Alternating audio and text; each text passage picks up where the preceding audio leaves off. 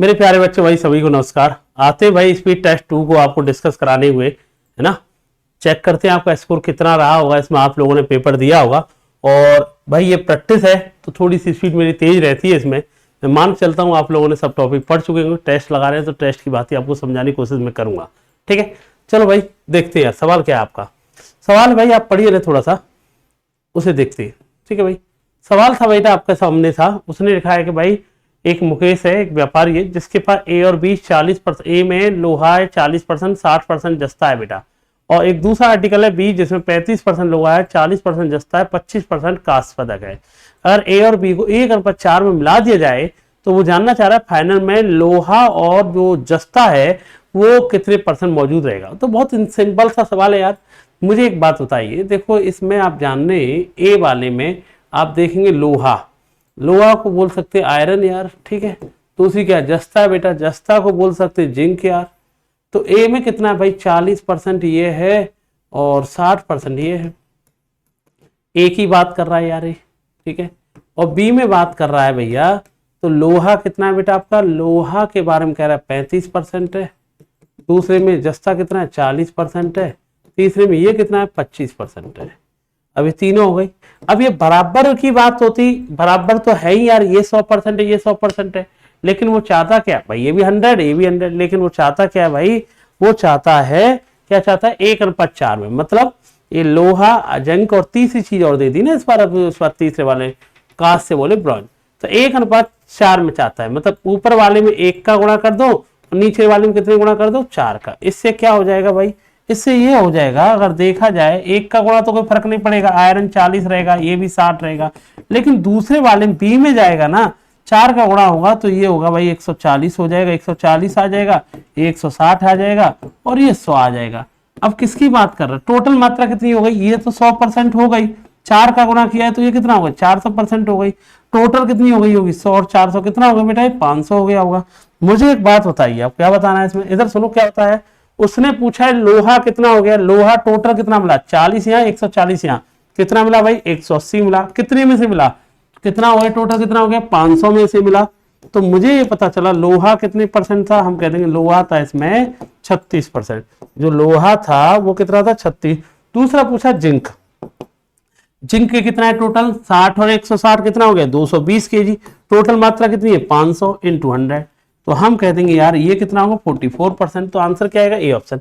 वैसे ऑप्शन पहले से ही लगा के निकल सकते थे, 36 जैसे दिखा आंसर आपका आ जाता है। ठीक है, अगला सवाल आपके सामने ये रहा। नेक्स्ट सवाल, बैगई एक्सप्रेस की तुलना में, है ना, वृंदावन एक्सप्रेस 40 मिनट तेजी से पी और क्यू के स्टेशन के बीच की दूरी को तय करती है।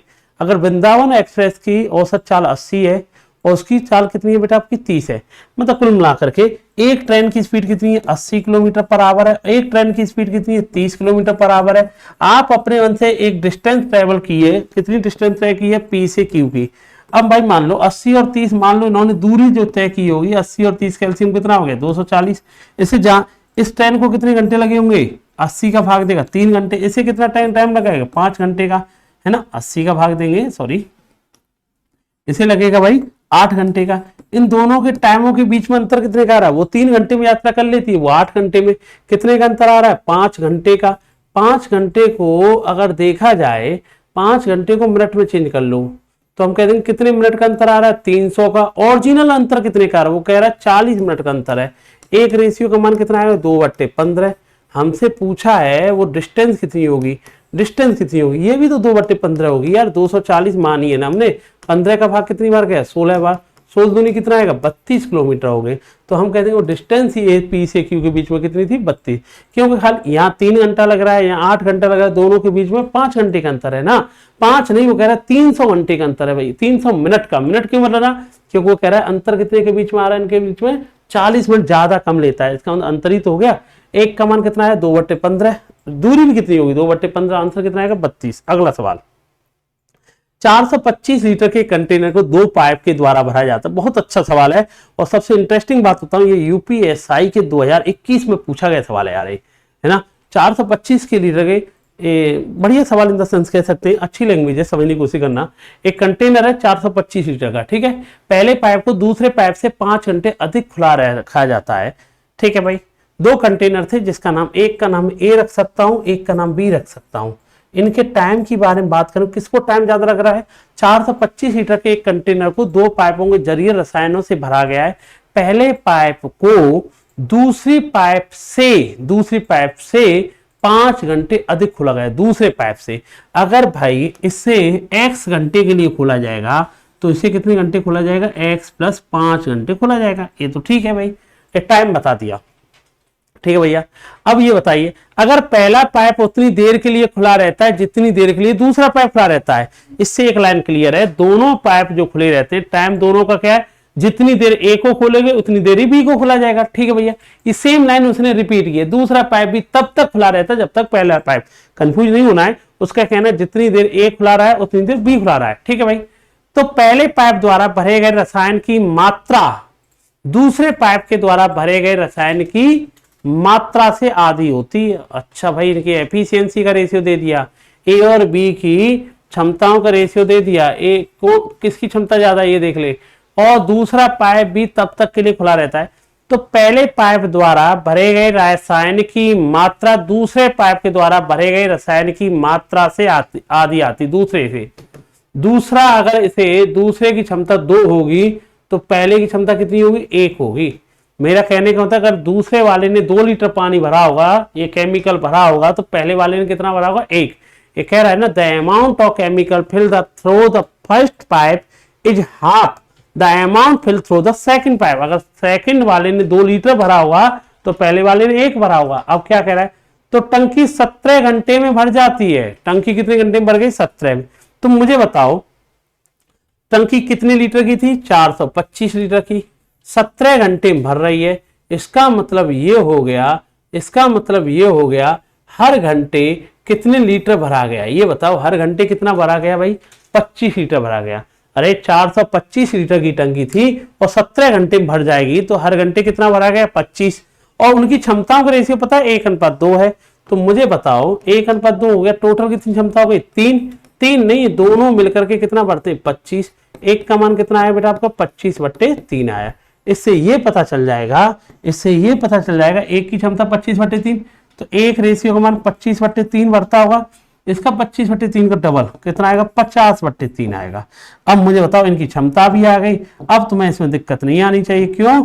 इसलिए नहीं आनी चाहिए भाई, सुनना, ये इतनी क्षमता है, उतनी देर के लिए खुला रहा है, इसकी क्षमता इतनी है, इतनी देर के लिए खुला रहा है।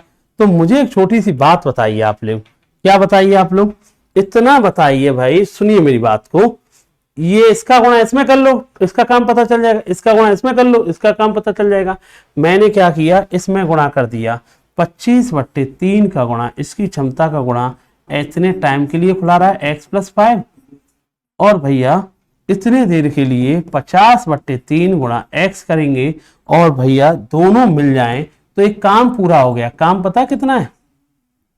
काम कितना था ये आपका? ये काम था भैया, इसे हटा दूं थोड़ी देर के लिए, अब तो हटा सकता हूं ना। हाँ, तो भैया दोनों मिलकर के ये इतनी, इसकी क्षमता इतनी इतने टाइम के लिए, इसकी क्षमता इतनी इतने टाइम के लिए, दोनों मिलकर के कितना काम करेंगे बेटा? 425 काम करेंगे। अब इस कैलकुलेशन को सॉल्व कैसे करेंगे यार? बहुत आसान है, 25 का भाग पूरी इक्वेशन में दे दो, और 25 का भाग देंगे तो नीचे रह जाएगा x/3 रह जाएगा, नीचे 3 रह गया। 25 का भाग देंगे तो ये 2 रह जाएगा, नीचे 3 है। 25 का भाग देंगे तो 17 रह जाएगा। सॉल्व करने बैठेंगे, ये आएगा भाई 3x + 3, 3 का भाग और दे देना, तो ये आएगा x+1 = 17, और x का मान चाहिए था मुझे, x का मान आया 16। पूछा क्या है भैया? उसने पूछा दूसरा पाइप पूछा है। दूसरा पाइप कितने का था? x का मान 16 निकाला है। मैंने कहीं गलती करके क्या? चेक करते हैं, 2x और x कितना हुआ? 3x। 3x में 3 का भाग देंगे तो x आएगा, और 3 रहेगा तो ये आएगा 1 आएगा यार। 17 है, नहीं 17 घंटे में बढ़ता है। 25 का भाग दिया था क्या? 25, वही कितना आएगा भाई? 25 का भाग दिया होगा तो 25 का भाग देगा तो 1 आएगा, और ये कितना आएगा भाई? 25 7 140। सही तो किया है, गलती कहाँ कर रहे हैं? 1 सेकंड, कहीं गलती तो नहीं है? तो हम करेंगे यार 25/3 गुणा x+5 आएगा। अच्छा x+5 है भाई, 5 घंटा में गलती ये कर रहा हूँ, ये 5 है। 1 सेकंड, एक्स प्लस 5, ठीक है, वैसे कोई दिक्कत नहीं, अब कोई बात नहीं। ये करेंगे भाई इसे, ये आ जाएगा 3x प्लस 5, 3 का गुणा कर लो 51 आएगा। क्रॉस करने बैठे, अब इस कैलकुलेशन को सॉल्व करेंगे, 3x आएगा, ये सही किया ना, 2x और x कितना आएगा, ये तो सही किया हमने, 2x और x कितना किया, 3x प्लस कितना आएगा 5 उधर जाएगा ना, 17 तो 51 आएगा, 51 में से 5 गए तो 46 आएगा, हाँ सही है 46 आएगा, और x का मान आएगा 15 पॉइंट समथिंग, 15 पॉइंट समथिंग। तो अप्रोक्सीमेट एक ही ऑप्शन है जो 15 के 15 ही है, वो आंसर क्या माना जाएगा, ए माना जाएगा, आंसर क्या माना जाएगा 15 माना, ठीक है, वो अलग और कोई ऑप्शन नहीं। वैसे आंसर तो 15.33 था, क्योंकि दूसरा वाले को कितना टाइम लग रहा है, x लग रहा है, तो इसमें कौन सा ऑप्शन नजदीक है, 15, 25, 10, 20, तो हमारा मान लेंगे, कौन सा मान लेंगे, 15 इसका आंसर आएगा। बहुत बढ़िया सवाल आया था, यूपीएससी 2021 का सवाल है, अच्छा सवाल है, ठीक, ध्यान रखना। अगला सवाल भैया, ये एक सवाल है, 10,400 रुपए की राशि को इस तरह कर्ज के रूप में 2 भागों में विभाजित किया जाता है। पहले भाग को 10% के 5 साल के लिए, अन्य हिस्से को 9% के 6 साल के लिए, दोनों से बराबर ब्याज मिलती है। तो बहुत बढ़िया सवाल है। मान लो एक हिस्सा ए था जिसे हमने दिया 10% से 5 साल के लिए दिया, है ना, और दूसरा हिस्सा बी था जिसे 9% से 6 साल के लिए दिया, और दोनों की ब्याज बराबर है, ठीक है भैया। तो भैया ये बताइए, ये क्या लिख सकते हैं, 50 ए बराबर, परसेंटेज कट जाएगी, 54 बी बराबर लिख सकते हैं, ए के नीचे ए की वैल्यू, बी के नीचे बी की वैल्यू, 2 से कैंसिल होगा 27 और 2 से कैंसिल होगा 25, ये इनके हिस्सों का अनुपात आ जाएगा, क्योंकि 2 से 27 पर 2 से 25, 27 इधर आएगा तो 25 इधर, टोटल कितना धन हो गया, 27 और 25 कितना हो गया, 52 हो गया, 52 थोड़ी है, टोटल धन है कितना भैया, 10,000 कितना है, 400, 10,400 कितने गुना हो गया, 200 गुना हो गया। हमसे कौन सा हिस्सा पूछा, 6 सालों वाला, 6 साल किसमें थे, बी वाले में, 200 का गुना, तो कितना आंसर आएगा, एक 5,000 आएगा, तो एक दूसरा पूछेगा तो 5400 आएगा, जो भी पूछा वो आंसर दे देंगे, 5400 और 5,000, कौन सा ऑप्शन होगा, सी ऑप्शन होगा, ठीक। सिंपल इंटरेस्ट दोनों बराबर करनी थी, इसमें कुछ करना ही नहीं था आपको। नेक्स्ट सवाल, प्रथम छमाही के दौरान सैम के अंक ये निकल के आए, और भैया वो जानना चाह रहा उसकी माध्यिका क्या होती है। माध्यिका का मतलब मीडियन, मीडियन का मतलब होता है बीच वाली, है ना, बीच वाली का मतलब देखो मीडियन आप लोगों में बहुत अच्छे तरीके से आपको बताऊं, देखो कितने डाटा है, 1 2 3 4 5 6 7 8 9 10, आपको मीडियन के बारे में बता रखा है। मीडियन निकालना बड़ा आसान है। पहले नंबर तो इन्हें असेंडिंग ऑर्डर में लिखते हैं, जो भी डाटा दे रखा होता है बढ़ते हुए क्रम में। सबसे छोटा कौन होगा, 78, 96, 86, 96, 79, 97, 69, सबसे छोटा 69 है। उसके बाद कौन है, 73 है। उसके बाद कौन है भाई, 78 है। उसके बाद कौन है भाई, 79 है। देखो 78 हो गया, और भैया 79 भी आ गया, और 69 भी आ गया, 73 भी आ गया, 4 तो आ गए। इसके बाद किसका नंबर आएगा भाई, उसके बाद आएगा 85 है ना, 85 आ जाएगा, फिर आएगा 86 आएगा, फिर कौन आएगा भाई, 85 भी हो गया, 86 भी आ गया, और कौन रह गया भाई, अब ये आएगा भाई 96, 96 और 97 और ये 100, यही है ना, ठीक है।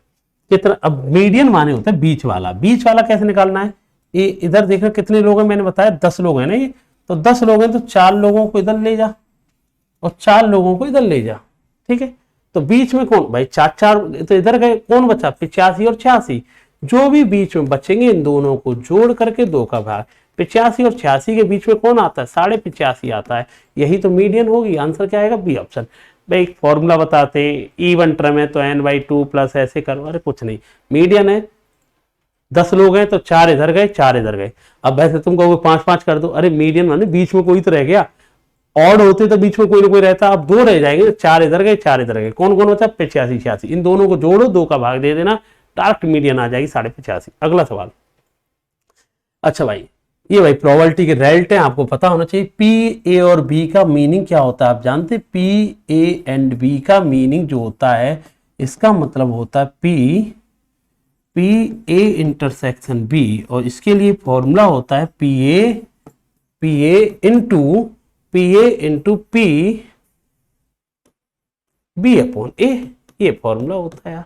इसे सॉल्व करेंगे यार, इसका ही देखो, पी एंड बी का मान पूछा है, इसमें मतलब P A intersection B, P A का मान कितना आपको पता है 1/2 है, पी बी अपॉन ए का मान कितना है 1/3 है, इसका ही तो मान पूछा है, तो आंसर कितना है 1/6। ये रिजल्ट होते हैं, आपको याद होने चाहिए, नहीं याद है लिख लेना, जब टॉपिक पढ़ाएंगे और क्लियर करा देंगे। नेक्स्ट सवाल, 1000 लोगों का इंटरव्यू कर रहे एक नाश्ता बनाने वाली धान्य की कंपनी की मार्केट की रिसर्च पता चला है, एक दिन सुबह नाश्ते में 72 लोगों ने धान्य खाया। ठीक है भैया, धान्य क्या चीज होता है, सीरियल, सीरियल, बहुत अच्छी इंग्लिश नहीं है मेरी। 39 लोगों ने अंडे खाए, 75 लोगों ने टोस्ट खाया, 32 लोगों ने दोनों चीजें खाई, 53 लोगों ने धान्य और टोस्ट खाए, 26 लोगों ने अंडा और ये खाए, 21 लोगों ने ये तीनों चीजें खाई। ऐसे कितने बच्चे थे जिन्होंने कोई भी चीज नहीं खाई? अच्छा, ये है वेन डायग्राम, वो भी 3 लोगों के लिए। अब जो बच्चा वेन डायग्राम जानता है बनाना, उसके लिए बहुत आसान सवाल है यार, वेन डायग्राम बना लो इसे, तो बहुत आसान सवाल है वेन डायग्राम का। तो भाई देखो 3 चीजों का वेन डायग्राम ऐसे बन जाएगा। कौन कौन चीज है? 3 चीज, ये भी देख लो कौन कौन है भाई। एक तो जैसे धान्य बोल रहे, सीरियल लिखा हुआ है इंग्लिश में, एक है अंडा भैया, एग लिख लिया है, तीसरी चीज और है भैया, क्या खाता है? टोस्ट खाता है। बहुत बढ़िया भैया, ठीक है। मैक्सिमम लोग दलिया खाने आदमी है, हम लोग तो यार देसी आदमी, तो हमें पता नहीं। ठीक है भैया, तीनों चीज हो गई भाई। अब उसने क्या कहा भैया, ऐसे सवाल करना है ना तो इसे रिवर्स चलो, बैक चलो। बहुत अच्छा डाटा है, 3 का डाटा बहुत यूपीएसआई और रेलवे में इतनी बार पूछा जाता है, 3 का वेन डायग्राम बहुत बार। इसे रिवर्स करो, सबसे आसान सवाल बन जाएगा। रिवर्स माने तीनों चीज कौन कौन खाते हैं? ये 21, तो तीनों में जो कॉमन पार्ट है उसे लिख दो, 21 लिख दो। ठीक है भाई, अब आते हैं 2 वाली चीजों पर। 26 लोग ऐसे टोस्ट और अंडा, टोस्ट और अंडा खाने वाले 26, तो 21 तो आ चुके, तो यहां खाली कितने बचे होंगे? 5। 53 लोग हैं धान्य और टोस्ट, सीरियल और एग है, नहीं 53 लोग हैं धान्य और टोस्ट है ना, सीरियल एंड टोस्ट 53। 21 तो ऑलरेडी आ चुका है, 21 घटा दे, 21 घटा देगा तो कितना बचेगा? 32 बचा है। अब बताओ फिर कौन बचा है भैया? 32 लोग बचे धान्य, धान्य और अंडा 32 लोग, तो धान्य और अंडा खाने वाले 32। 21 तो आ चुका है, 21 आ चुका है, 32 में से 21 गए तो कितना बचा होगा? खाली 11। ठीक है, अब क्या करना है भाई? अब आते सिंगल वालों पर। ठीक है, सॉरी सॉरी सॉरी सॉरी, वैसे गलत कर चुका हूं मैं, थोड़ा सा गलती की है, मुझे ये लिखना था ना, ये इसके लिए नहीं लिखना है, ये इन दोनों के लिए ना, इन दोनों के लिए। एक सेकंड, बना रहे, दोबारा बना देते हैं। 3 वेन डायग्राम बना दो, 3 वेन डायग्राम बना लो, इस तरह से बना लेंगे। जो सबसे कॉमन है, सबसे पहले रिवर्स लौट के चलते हैं। 21 तो तीनों चीज खाते हैं, ठीक है 21। अब भाई 2 लोगों पे आते हैं, 2 लोगों पे भाई जाएंगे 26 लोग टोस्ट, इसे मैंने सीरियल माना। दूसरी चीज क्या लिखी थी भाई उसने? दूसरी चीज लिखी है उसने अंडा, एग लिख लिया, तीसरा टोस्ट लिख लिया। ठीक है, अब 2 लोगों पर आए हमने, 26 लोग टोस्ट और अंडा खाते हैं, टोस्ट और एग कितने खाते? 26। 21 तो आ चुका है, दोनों के बीच में कॉमन पार्ट है ये वाला, 5 लिखेंगे। 53 लोग खाते हैं धान्य और टोस्ट, ये दोनों चीज 53। 21 आ चुका है, 21 घटा देगा 53 में से, इन दोनों के बीच में कॉमन क्या बचा? 32, है ना, 32 आ चुका है। अब क्या है? 32 लोग धान्य और अंडा खाते हैं, धान्य और अंडा 32। 21 आ चुका है, तो यहाँ खाली क्या बचा? 11। अब ये 2-2 का हो गया, लास्ट बचा सिंगल सिंगल। सिंगल कैसे? 75 लोगों ने टोस्ट खाया, टोस्ट खाया, टोस्ट कहां भैया? ये रहा 75। इन तीनों को जोड़ दे, 32 और 21 कितना होता है? 53। 53 और 5 कितना होता है भाई? 53 5 58, ये कितने? 75। 75 में से 58 गए तो कितना बचेगा? 17 बचेगा। 39 लोगों ने अंडे खाए, 21 और 11 32, 21 और 11 32, 32 5 37, खाली 2 बचा। और भैया लास्ट है 72 लोगों ने धान्य खाए, 21 और 32 53, 53 11 64, 64 ये 72 है, तो कितना बचा? 8। इस सवाल का मीनिंग समझ में आया? इस सवाल का मीनिंग ये समझ में आया, केवल धान्य खाने वाले लोग कितने? 8। केवल 2 अंडे खाने वाले कितने लोग हैं? 2। केवल टोस्ट खाने वाले कितने लोग हैं? 17। ये अगर बात की जाए, अब ये कुछ न, ये डाटा वो कुछ न कुछ खाते, और हमें पूछा क्या गया? जो कुछ भी नहीं खाते, इन सबको जोड़ दो, और टोटल कितने बच्चे? 100 में से घटा दो।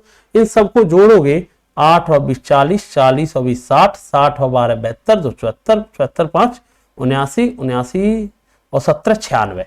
96 लोग ऐसे कुछ ना कुछ खाते हैं, 100 लोग टोटल थे। ऐसे कितने लोग हैं जो कुछ भी नहीं खाते हैं, तो आंसर क्या आएगा 4। ऐसे कुछ भी नहीं खाने वाले वो लोग कितने बेटा, आपके 4 आंसर आएगा। नेक्स्ट सवाल है बेटा आपके सामने, क्या कह रहा है इधर देखिए, देखो 2 बर्तन है ए और बी, 4:3 में है, 2:3 में, इन दोनों को किस अनुपात में मिलाया जाए। जब भी ये वर्ड आते हैं ना किस अनुपात में मिलाया जाए, तो किसकी बात कर रहा है, मिस्टर एलिगेशन की बात कर रहा है। तो भैया देखो बहुत आसान तरीका होता है। पहले में क्या है भाई, क्या क्या चीजें देख लो भाई, मिल्क एंड वाटर। पहले में क्या चाहिए 4:3 में, दूसरे में क्या है 2:3, फाइनल में कितने में चाहिए, बराबर चाहिए। वो कह रहा है ना आधा दूध आधा पानी, का मतलब दोनों बराबर चाहिए 1:1 में। और इसको करने का सबसे बढ़िया तरीका क्या है, तीनों को क्या कर लेते हैं आप इक्वल, 4 और 3 7, 2 और 3 5, 1 और 1 2, तीनों को इक्वल करना है। तो 7 5 2 का एलसीएम कितना आएगा 70, 70 आएगा। तो इसे 70 बनाना है तो इसमें 10 का गुणा, 70 बनाना है तो इसमें 14 का गुणा, 70 बनाना है तो 35 का गुणा। किसी एक चीज को ले लो, चाहे दूध को चाहे पानी को, आप किसी भी पार्ट को ले लो। किसी को ले लेते पहले में दूसरे में, ये पहले और दूसरे का नाम ए और बी दिया है। अगर मैं कहूं पहले में दूध कितना है 40 था, 10 का गुणा करूंगा तो 14 गुणा करूंगा, दूसरे में दूध कितना है 28 है, और फाइनल में दूध कितना है 35 का गुणा करूंगा तो 35 है। तो मुझे बताओ बड़े में से छोटी संख्या घटाते हैं, ये कितना आएगा 7 और ये कितना आएगा 5।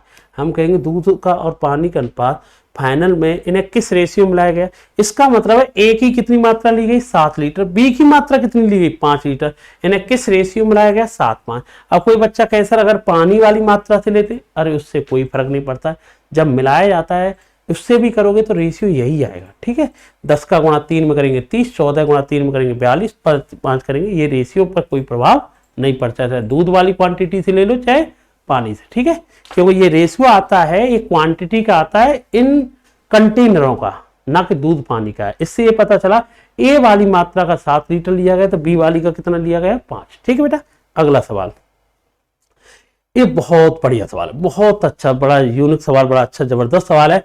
पहले इस सवाल को पढ़िए और जो बच्चा इस सवाल को कर पाया तो यूं मान के चलो मजा आ गया सवाल में। ठीक है, अच्छी तैयारी है तुम्हारी। एक लैंप जलाने वाले को गैस के 100 लैंप जलाने, एक लैंप है ना, क्या लें थोड़ा सा पढ़ते, थोड़ी सी यहाँ पढ़ते। एक लैंप जलाने वाले को गैस के 100 लैंप जलाने, एक लैंप पोस्ट से अगले तक जाने के लिए उसे 60 सेकंड का समय लगता है। हर एक लैंप में प्रति घंटे 12 घन फीट गैस जलता है। यदि वो पहला लैंप शाम 7 बजे जलाता है तो जब वो आखिरी लैंप जलाएगा तब तक कितना गैस जल चुका होगा। बहुत बढ़िया सवाल है, मजा आएगा इस सवाल को करने में। अगर आप में से किसी ने सॉल्व किया होगा तो मान सकते हैं उस बच्चे ने पुराने क्वेश्चनों में पूरी कमांड पा रखी है। ये आया हुआ है, ये भी सवाल आपके पेपर में दिया गया है। मैंने जितने भी 2021 में, 2017 में, 2013 में यूपीपी यूपीएसआई में जितने टॉप क्वेश्चन हुए उनको भी सम्मिलित करके चल रहा हूँ साथ साथ पेपर बनाते समय, और नए क्वेश्चन भी आपको ऐड कर रहा हूँ, तो आपको सब रिवीजन हो जाएगा। इस टेस्ट सीरीज बेहतरीन टेस्ट सीरीज है भाई, इससे बेस्ट जाएगा नहीं आपका पेपर। अब भैया देखो, मैं बताओ एक आदमी भैया ड्यूटी लगाई गई उसे लैंप जलाने के लिए, ध्यान से समझना, दिमाग खोल लेना बढ़िया तरह से। सवाल समझना है तो दिमाग पूरा खुला होना चाहिए तेरा। ठीक है भैया, क्या कह रहा है सुनिए, एक सेकेंड देखिए। एक लैंप जलाने वाले एक लैंप जलाने, ठीक है। देखो भाई मैंने पहले ही कहा है बेहतरीन सवाल है, सवाल को करने की कोशिश करना, क्या कह रहा है दोबारा समझने की कोशिश करना। ठीक है, ये क्या कह रहा है वो समझना, मैं ये कह रहा हूं सुनना, इस सवाल को समझ। एक आदमी को 100 लैंप जलाने की जिम्मेदारी दी गई। पहला लैंप है ये, दूसरा लैंप ये रहा, तीसरा लैंप ये रहा, चौथा लैंप ये रहा, और 99 नंबर वाला लैंप ये रहा, और 100 वाला ये रहा। और एक बात बताई गई, ये क्या बताई गई, ये 99 नंबर का है, ये 100 नंबर वाला है। ठीक है, ये बताओ मुझे पहले वाले से दूसरे वाले तक जाने में खाली कितना टाइम चाहिए, लगा है 1 मिनट लगा। पहले वाले से दूसरे वाले तक जाने, उसी ने कह रखा है अगर ये बंदा पहले से दूसरे तक जाएगा 1 मिनट लेगा, और दूसरे से तीसरे तक जाएगा तो भी 1 मिनट लेगा, दूसरे से तीसरे से चौथे तक जाएगा 1 मिनट लेगा। एक बात समझ में आ रहा है तुम्हारे, पहले से दूसरे तक जाने में 1 मिनट, तीसरे तक जाने में 1 और 1 2 मिनट, चौथे तक जाए तब 1 2 3 मिनट। तो तुम्हें एक समझ में आया होगा, अगर मैं 100वें लैंप तक ये बंदा पहुंचा होगा तो कुल मिला के कितना टाइम लगा, पहले तो ये बताओ। अरे इसमें क्या दिक्कत है, दो के बीच में 1 मिनट लग रहा है, तीसरे के बीच में 1 और 1 2 हो गया, चौथे के बीच में 1 2 3 हो गया, 100 के बीच में 99 मिनट। इससे ये लगा इस बंदे को जो टोटल टाइम लगेगा, इस बंदे को कुल मिला के कितना टाइम लगा होगा ये बता दो मुझे। इस बंदे को टोटल टाइम लगा, यहां से भागना स्टार्ट किया और यहां तक जब 100वें वाला गैस जलाया होगा इसने, तो इसे 99 मिनट लग गए। कैसे? पहले से दूसरे पे आया तो कितना टाइम लग गया? 1 मिनट। दूसरे से तीसरे पे आया हुआ तो भी 1 मिनट। तो यहां से यहां तक ये बताओ, 3 तक पहुंचने में 2 मिनट, 4 तक पहुंचने में 3 मिनट, 100 तक पहुंचने में 99 मिनट। इससे ये पता चला ये आदमी यहां से भागा, जलाते जलाते 100वें वाले तक पहुंचा, कुल मिला के कितना टाइम लग गया? 99 मिनट लग गए। ये क्लियर है? ठीक है। अब सवाल सुनो, यहां से ये तो पता चलेगा इस बंदे को टोटल 99 मिनट लगे। सवाल देखिए, अब हर एक लैंप प्रति घंटे 12 घन फीट गैस जलाता है। अब इसने 100 के 100 जला दिए, ये तो क्लियर है, 100 जल गए ना। और टोटल कितना टाइम लगा है तुझे बता जलाने में सबको? 99 मिनट लगा। पहला ये बताओ, पहला जगह जलाया, फिर दूसरा जलाया, फिर तीसरा जलाया, चौथा जलाया, लास्ट में कौन सा जलाया? 100।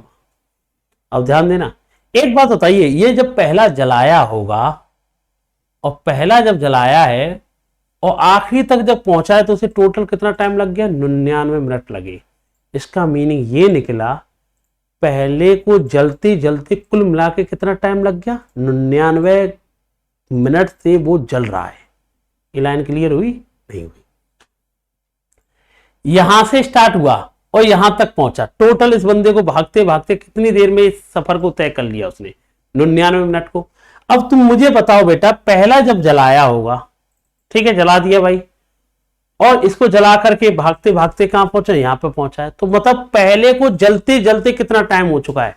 99 मिनट से जल रहा है।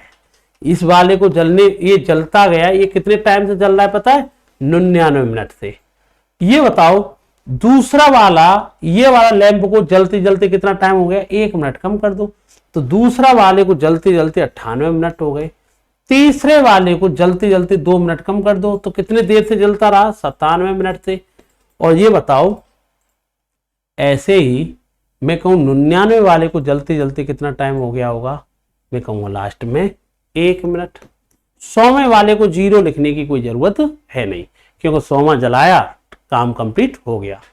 इससे ये पता चला पहले वाले को जलते हुए कितना, पहले वाले को यहां तक पहुंचने 99 मिनट लगे, या मैं कह सकता हूं पहला वाला 99 मिनट तक जलता रहा, दूसरा वाला 98 मिनट जला, तीसरा वाला 97 मिनट जला, चौथा वाला 96 मिनट जला, 99 वाला 1 मिनट जला, 100वां वाला तुरंत जला जब ही कंप्लीट काम हो गया, इसका टाइम 0 ही रहेगा।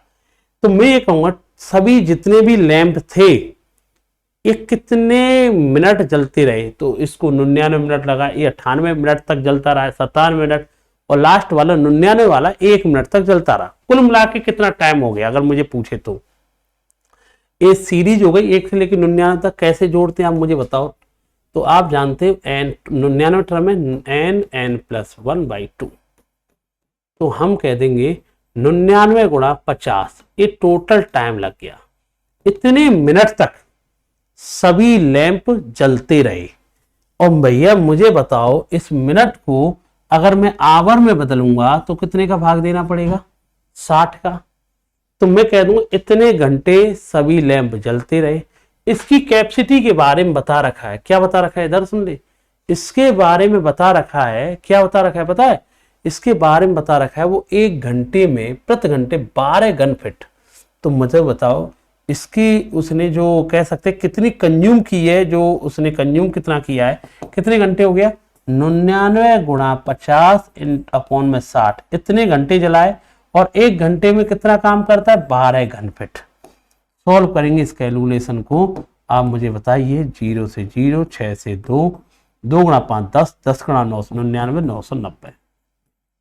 इतने घन फीट गैस इसकी जल चुकी है। हम कह देंगे आंसर क्या आएगा? C option. इसका आंसर आएगा सी ऑप्शन। दोबारा समझ लो, लास्ट पहला मैंने जलाया, ठीक, फिर पहले से दूसरे पहुंचा तो कितना टाइम लगेगा? 1 मिनट। दूसरे से तीसरे पहुंचूंगा, इनके बीच में 1 मिनट, लेकिन पहले से तीसरे तक कहूंगा टोटल 2 मिनट, पहले से चौथे तक कहूंगा टोटल 3 मिनट, ऐसे पहले से 100 में कहूंगा तो 99 मिनट, एक कम हो जाता है ना, ठीक है, यहाँ तो पहुंच ही जाएगा, ऐसे टाइम थोड़ी संभालेंगे। टोटल कितने 99 मिनट में ये बंदा अपनी मंजिल पे पहुंच चुका है। इसका मतलब यह है कि इसने जो पहला लैंप जलाया होगा वो 99 मिनट पहले जला हुआ, इसका मतलब ये 99 मिनट से ये लैंप जल रहा है। दूसरा लैंप 1 मिनट कम कर दे, मात्र 98 मिनट से जल रहा है, ये 97 मिनट से जल रहा है। कुल मिलाकर के सभी लैंपों का टोटल टाइम जोड़ूंगा तो इतना टाइम लगेगा। मिनट को आवर में बदला और इसकी खपत के बारे में बता रखा है कि 1 घंटे में कितना बार है, तो 12 का गुणा कर दिया तो 990 घन फीट इसने जल चुकी है गैस इसकी। ठीक है, बहुत अच्छा सवाल था, याद रखना, मजा आएगा अगर ये सवाल पूछा गया तो आपको। ठीक, अजय एक काम को 50 दिन में करता है और एक बंदा और है विजय, वही काम को 30 दिन में करता है। टाइम एंड वर्क में दिक्कत होती नहीं किसी को। अजय 50 दिन में, विजय को बी लिख देता हूँ, 30 दिन में 50 30 कैल्शियम 150 आएगा। आपको पता है ये 3 काम करता है, ये 5 काम करता है। मुझे एक बात बताइए, अगर ये कौन कर रहा है, अल्टरनेट काम कर रहे बारी बारी से, काम की शुरुआत कौन कर रहा है, अजय। अजय पहले दिन आया, फर्स्ट डे आया होगा, अजय ने कितना काम किया होगा 3। विजय आया होगा, सेकंड डे आया होगा, विजय ने कितना काम किया 5। ऐसे ही चलता रहेगा तो 2 दिन के अंदर कितना काम हो गया 8। अब मुझे बताइए 2 दिन के अंदर 8 काम हो गया, करना कितना पता है आपको 150। तो 18 का गुणा 8 का 18 गुणा इधर, क्यों, क्योंकि 36 दिन के अंदर अभी काम कितना हो पाया 144 हो पाया है। 36 दिन में कितना काम हो पाया है 144। 36 दिन तो पूरे हो चुके, टोटल काम कितना है 150। 150 में से 144 हो चुका है, बचा कितना है 6। नंबर किसका आएगा, नंबर आएगा जिसने शुरुआत की होगी। ये कितना करता है, अभी ये करता है, सॉरी हम कहेंगे 36 दिन हो गए, 36 दिन में 1 दिन और जोड़ दो भैया, कितना काम हो चुका था पहले 144। अब ये कितना करेगा आकर के, ए नंबर आएगा 3 करेगा, तो हम कहेंगे 37 दिन हो चुके हैं। 37 दिन में कितना काम हो चुका है 147 काम हो चुका है। अब एक बात बताओ, 37 दिन में 147 हो चुका है, 37 दिन पूरे हो चुके, काम कितना था 150, 147 हो चुका है, बचा कितना है 3। नंबर किसका आएगा, बी का। बी पूरे दिन में कितना करता है 5, तो 37 है 3/5 मतलब 37.6 आंसर आएगा। हम कहेंगे 37.6 में ये काम कंप्लीट आपका पूरा हो जाएगा। 37.6 में ये काम पूरा हो जाएगा। ठीक है, अल्टरनेट टाइम वाला था, आंसर आएगा 36.16। नेक्स्ट सवाल, ये बहुत अच्छा सवाल है। 2 धनात्मक संख्या ए और बी है। हाँ अच्छा, तुम्हें पता होना चाहिए, 2 संख्याओं के लिए याद होना चाहिए, 2 संख्या ए और बी के लिए अर्थमेटिक मान मीन्स समांतर माध्य क्या होता है आपको पता है, a + b/2 होता है। 2 संख्याओं के लिए गुणोत्तर माध्य ज्योमेट्रिकल मीन्स क्या होता है, √ab होता है। ये सब याद होने चाहिए। 2 संख्याओं के लिए हरात्मक माध्य होता है, हार्मोनिक मीन्स वो क्या होता है, a + b/2 होता है, सॉरी ये होता है 2ab, a + b होता है। ये तीनों रिजल्ट हमेशा याद होने चाहिए, इनमें से ही सवाल आ जाता है कई बार। तो कभी अर्थमेटिक मीन्स पूछ लेता है, कभी ज्योमेट्रिक मीन्स पूछ लेता है, कभी हार्मोनिक पूछ लेता है।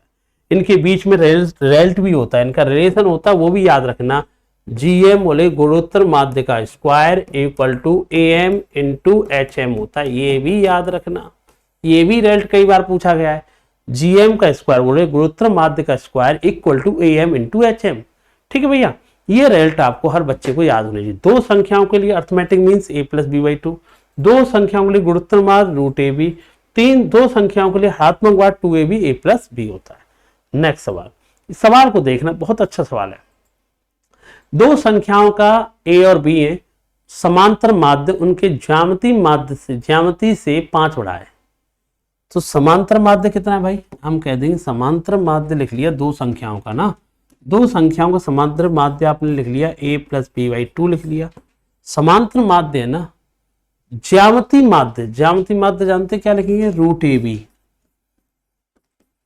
कौन बड़ा है बेटा, वैसे am बड़ा है ना, समांतर माध्य बड़ा है ना, किससे बड़ा है, तो इससे बड़ा है गुणोत्तर माध्य से।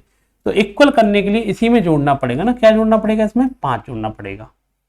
दूसरा क्या है, इसका ज्योमेट्रिक मीन्स हरात्मक माध्य से 4 बड़ा है। तो ज्योमेट्रिक मीन्स क्या होता है भाई आपका, रूट ए बी हो गया। किससे बड़ा है?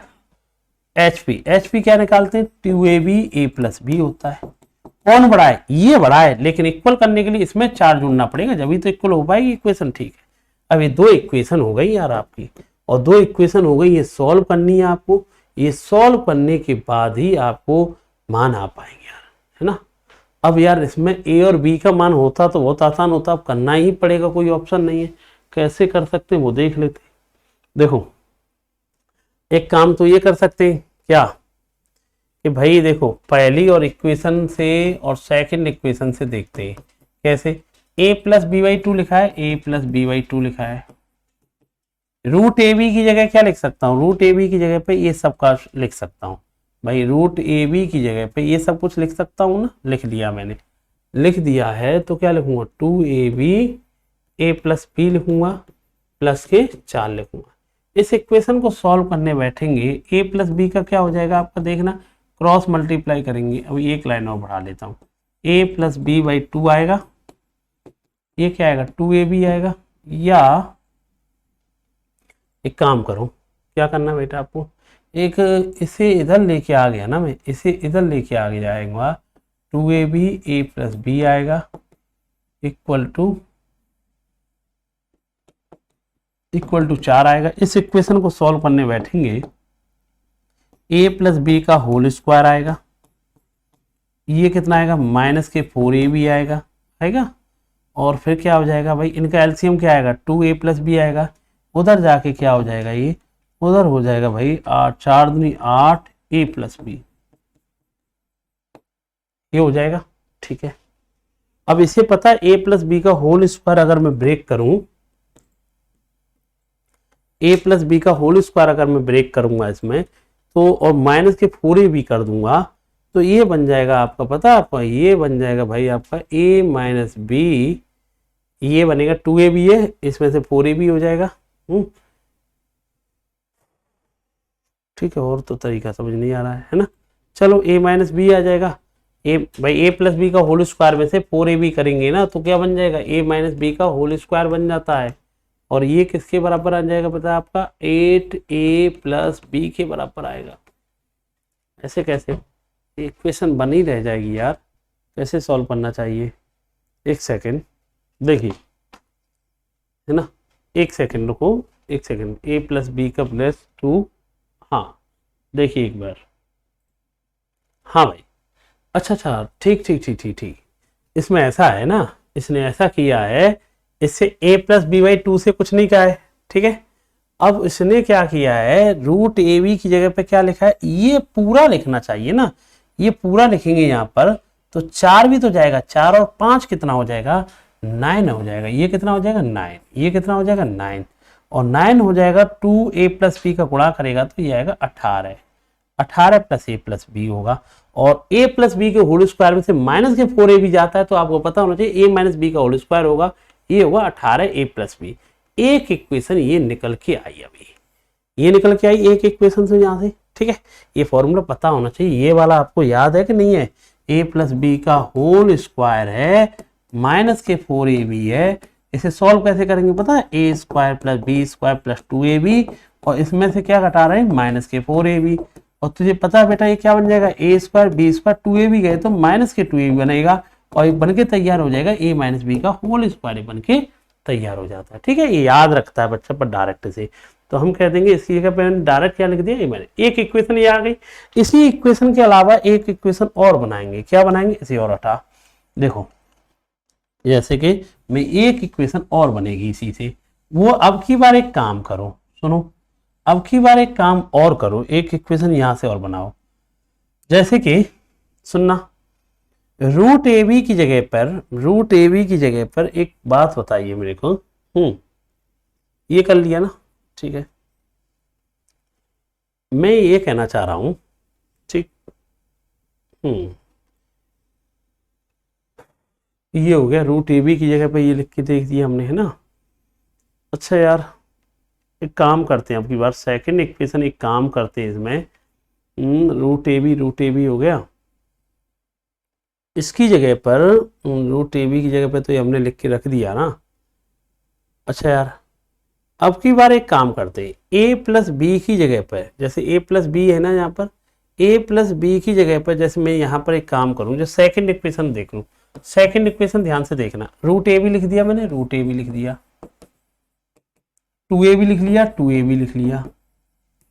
अब ये बताओ, अगर ये 2 का गुणा, अगर मैं 2 का गुणा इधर कर दूंगा a प्लस बी की जगह, यहां पर खासकर यहां पर कह रहा हूं, इस a प्लस बी की जगह पर ध्यान देना, सेकंड इक्वेशन में 2ab से मैंने कुछ नहीं कहा, a प्लस बी की जगह क्या लिख दूंगा, अगर 2 इधर चला जाएगा तो मैं लिख सकता हूं, क्या लिख सकता हूं पता है, मैं लिख सकता हूं 2, ये कितना आएगा, 2 रूट ए भी आएगा, 2 रूट ए भी आएगा, और 2 का गुणा होगा तो 5 भी कितना हो जाएगा, 10 हो जाएगा, हो जाएगा नहीं हो जाएगा, यहां पर रखा है मैंने, ठीक है।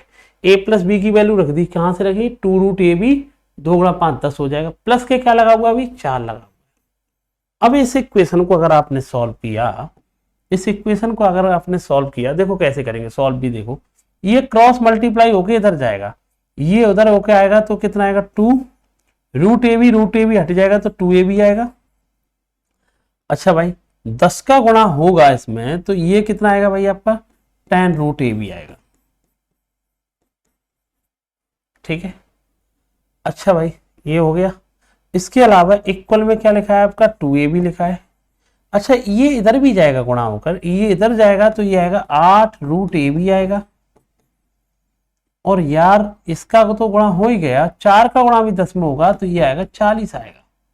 अब इस इक्वेशन को अगर आप सॉल्व करने बैठे तो मुझे बताओ, पहला नंबर तो ये ए बी कितना आ जाएगा भाई, इसमें चेक करते हैं, सही है ना, 2 रूट ए बी, 2ab से 2ab तो कैंसिल लग रहा है, कैंसिल ही हो जाएगा, और 10 में से 8 गए तो कितना आएगा, 2 रूट ए बी आएगा, और 2 रूट ए बी आएगा इक्वल टू 40 आएगा, और रूट ए बी की वैल्यू कितनी आ जाएगी मुझे ये बताओ, रूट ए बी की वैल्यू आएगी 20 आएगी, रूट ए बी की वैल्यू कितनी आ जाएगी, 20 आ जाएगी, और रूट ए बी की वैल्यू अगर 20 आ जाएगी तो आप तुम बताओ इसकी वैल्यू को आप यहाँ रख लो, रूट ए बी की वैल्यू को कहाँ रख लो, इस जगह रख लो, रूट ए बी की वैल्यू क्या रख लो, यहाँ रख लेंगे ना, यहाँ कितनी आई है निकल के 20, 20 और 5 कितना होता है 25, 2 का गुणा हो रहा है तो कितना आएगा 50, तो मैं कह सकता हूँ a प्लस बी की वैल्यू कितनी आ गई, 50 आ गई, a प्लस बी की, अरे 20 और 5 25, 2 का गुणा होगा तो 50, ये किसकी वैल्यू हो गई, a प्लस बी की। अब इधर देख 18, a प्लस बी की वैल्यू 50, 18 पंजे कितना आएगा 900, और a माइनस बी का होल स्क्वायर है, रूट लेना है ना तुझे, तो a माइनस बी की वैल्यू पूछा है तो आंसर कितना आएगा, 30 आंसर आएगा, ऑप्शन हो जाएगा बी ऑप्शन। अब इसमें आप बहुत सारे बच्चे सोच रहे होंगे कि सर कोई और शॉर्ट ट्रिक दिया, लेकिन बेटा इसमें चक्कर क्या है कि तीनों का संबंध था, अगर खाली 2 ही लोगों का संबंध होता am और gm का तो बहुत आसान तरीका बना सकते थे, अगर उन्होंने a और b का मान दिया होता ऑप्शन में तो भी निकाल सकते थे, लेकिन उनके तीनों के बीच का संबंध था, कुछ नहीं कर सकते। अब कई सारे बच्चे कह रहे हैं सर यहाँ हिट कर सकते हैं, अब हिट का मतलब a और b की वैल्यू पुट कर दो, a और b का स्क्वायर 400 है, 30 गुणा 10 हो जाए, अरे ये सोचना बड़ा मुश्किल है। हकीकत ये कि आपको इस सॉल्व करना पड़ेगा और तीनों संबंध होने चाहिए, और ज़्यादा वो आपको देखना है कि मैंने अपने मन से सवाल नहीं दिया है, ये आया हुआ सवाल है तुम्हारे 2017 का पूछा गया है, कौन सी ईयर का मैं बता भी दूंगा, ये कौन से का है भाई मेरे पास पड़ा हुआ है, 2021 का मेरे हिसाब से 2021 में पूछा गया सवाल है, ठीक है। अच्छे सवाल पूछे गए ये याद रखना, ठीक। हाँ सबसे बड़ी बात है ये रिलेशन आपको याद होना चाहिए am gm का, ये भी बहुत इंपॉर्टेंट है। अगला सवाल आपका क्या कह रहा है ये देख लीजिए, 72 किलोमीटर प्रति घंटे की रफ्तार से चलती हुई एक ट्रेन प्लेटफॉर्म को 30 सेकंड पार करती है। प्लेटफॉर्म को पार करने का मतलब ट्रेन ने अपनी ही लंबाई को पार किया है, प्लेटफॉर्म पर खड़े एक व्यक्ति को 18 सेकंड में पार करती है।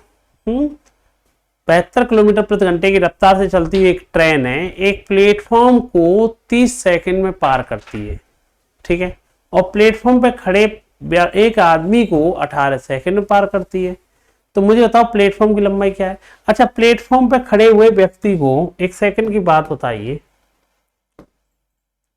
72 की स्पीड से चल रही एक ट्रेन है, एक ट्रेन एक प्लेटफॉर्म को पार करती है, जब ट्रेन ने प्लेटफॉर्म को पार किया और ट्रेन ने अपनी लंबाई भी पार की है, प्लेटफॉर्म भी पार किया है, कितनी सेकंड में, 30 सेकंड में। जब एक आदमी को पार करती है, आदमी को पार करने का मतलब है जब भी कोई ट्रेन किसी आदमी को पार करती है, इसका मतलब ट्रेन ने अपनी लंबाई पार की है, वो कितनी देर में पार की है पता है आपको, 18 सेकंड में। तुम मुझे एक बात बताओगे यार, यहाँ 30 सेकंड लग रहे हैं, यहाँ पर 18 सेकंड लग रहे हैं, तो ये बताओगे ये 12 सेकंड क्यों लग रहे हैं ज्यादा? क्योंकि 12 सेकंड जो लग रहे हैं ना वो किसकी वजह से लग रहे हैं बताओगे आप? ट्रेन ने अपनी लंबाई पार करने में 18 सेकंड, ट्रेन अपनी लंबाई और प्लेटफॉर्म की लंबाई पार करने में 30 सेकंड, तो इसका मतलब है 18 में घटा दूं ये 12 सेकंड एक्स्ट्रा, इसका मतलब प्लेटफॉर्म को 12 सेकंड में पार कर जाती है, जबकि ट्रेन की स्पीड कितनी थी 72 किलोमीटर, किलोमीटर को मीटर में चेंज कर ले 5/18, 18 का गुणा 4 बार, तो हम कहेंगे 240 मीटर का प्लेटफॉर्म होगा। यही हमसे पूछा है, प्लेटफॉर्म की लंबाई कितनी होगी 240। ठीक सवाल है भाई, DRAUGH शब्द को अक्षरों को कितने प्रकार से व्यवस्थित किया जा सकता है अगर स्वरों को हमेशा एक साथ रखा जाए? आप एक शब्द देख रहे होंगे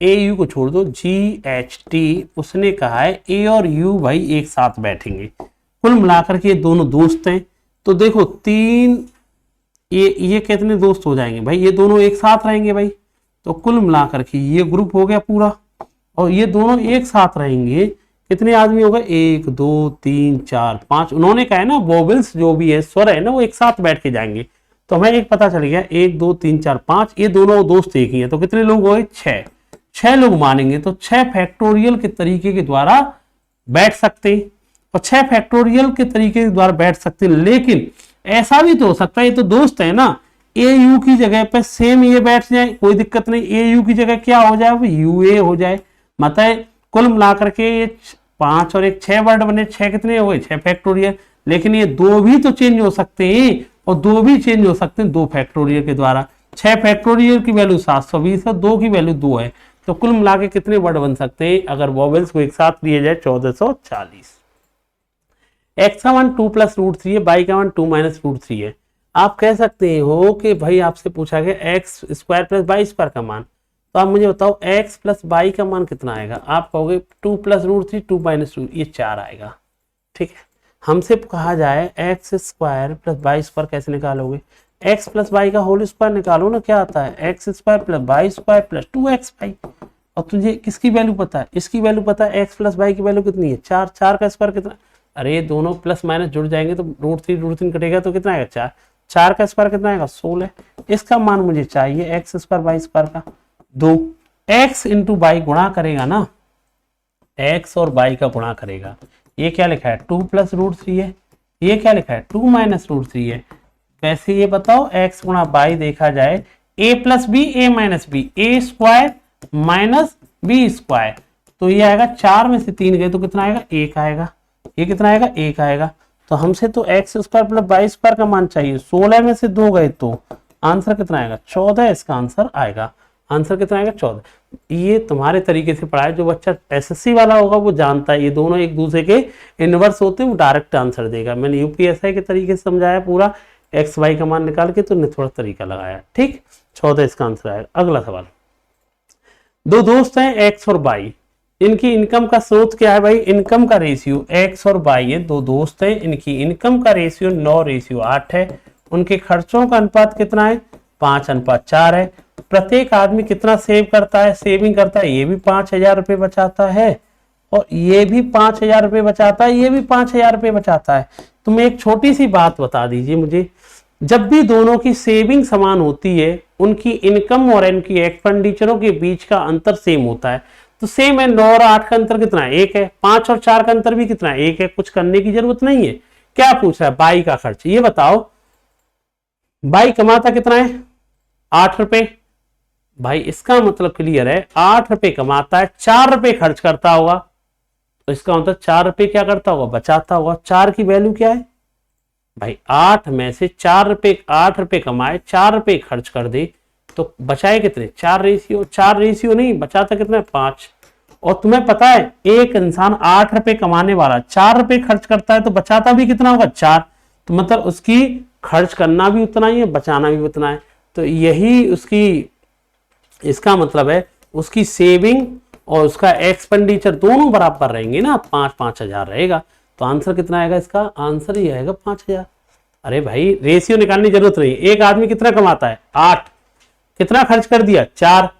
तो एक बात बता, एक आदमी 4 रुपए खर्च कर देगा बचाएगा कितना, सेविंग कितना करेगा 4। इसका मतलब है जितना वो खर्च कर रहा होगा उतना ही बचा रहा है।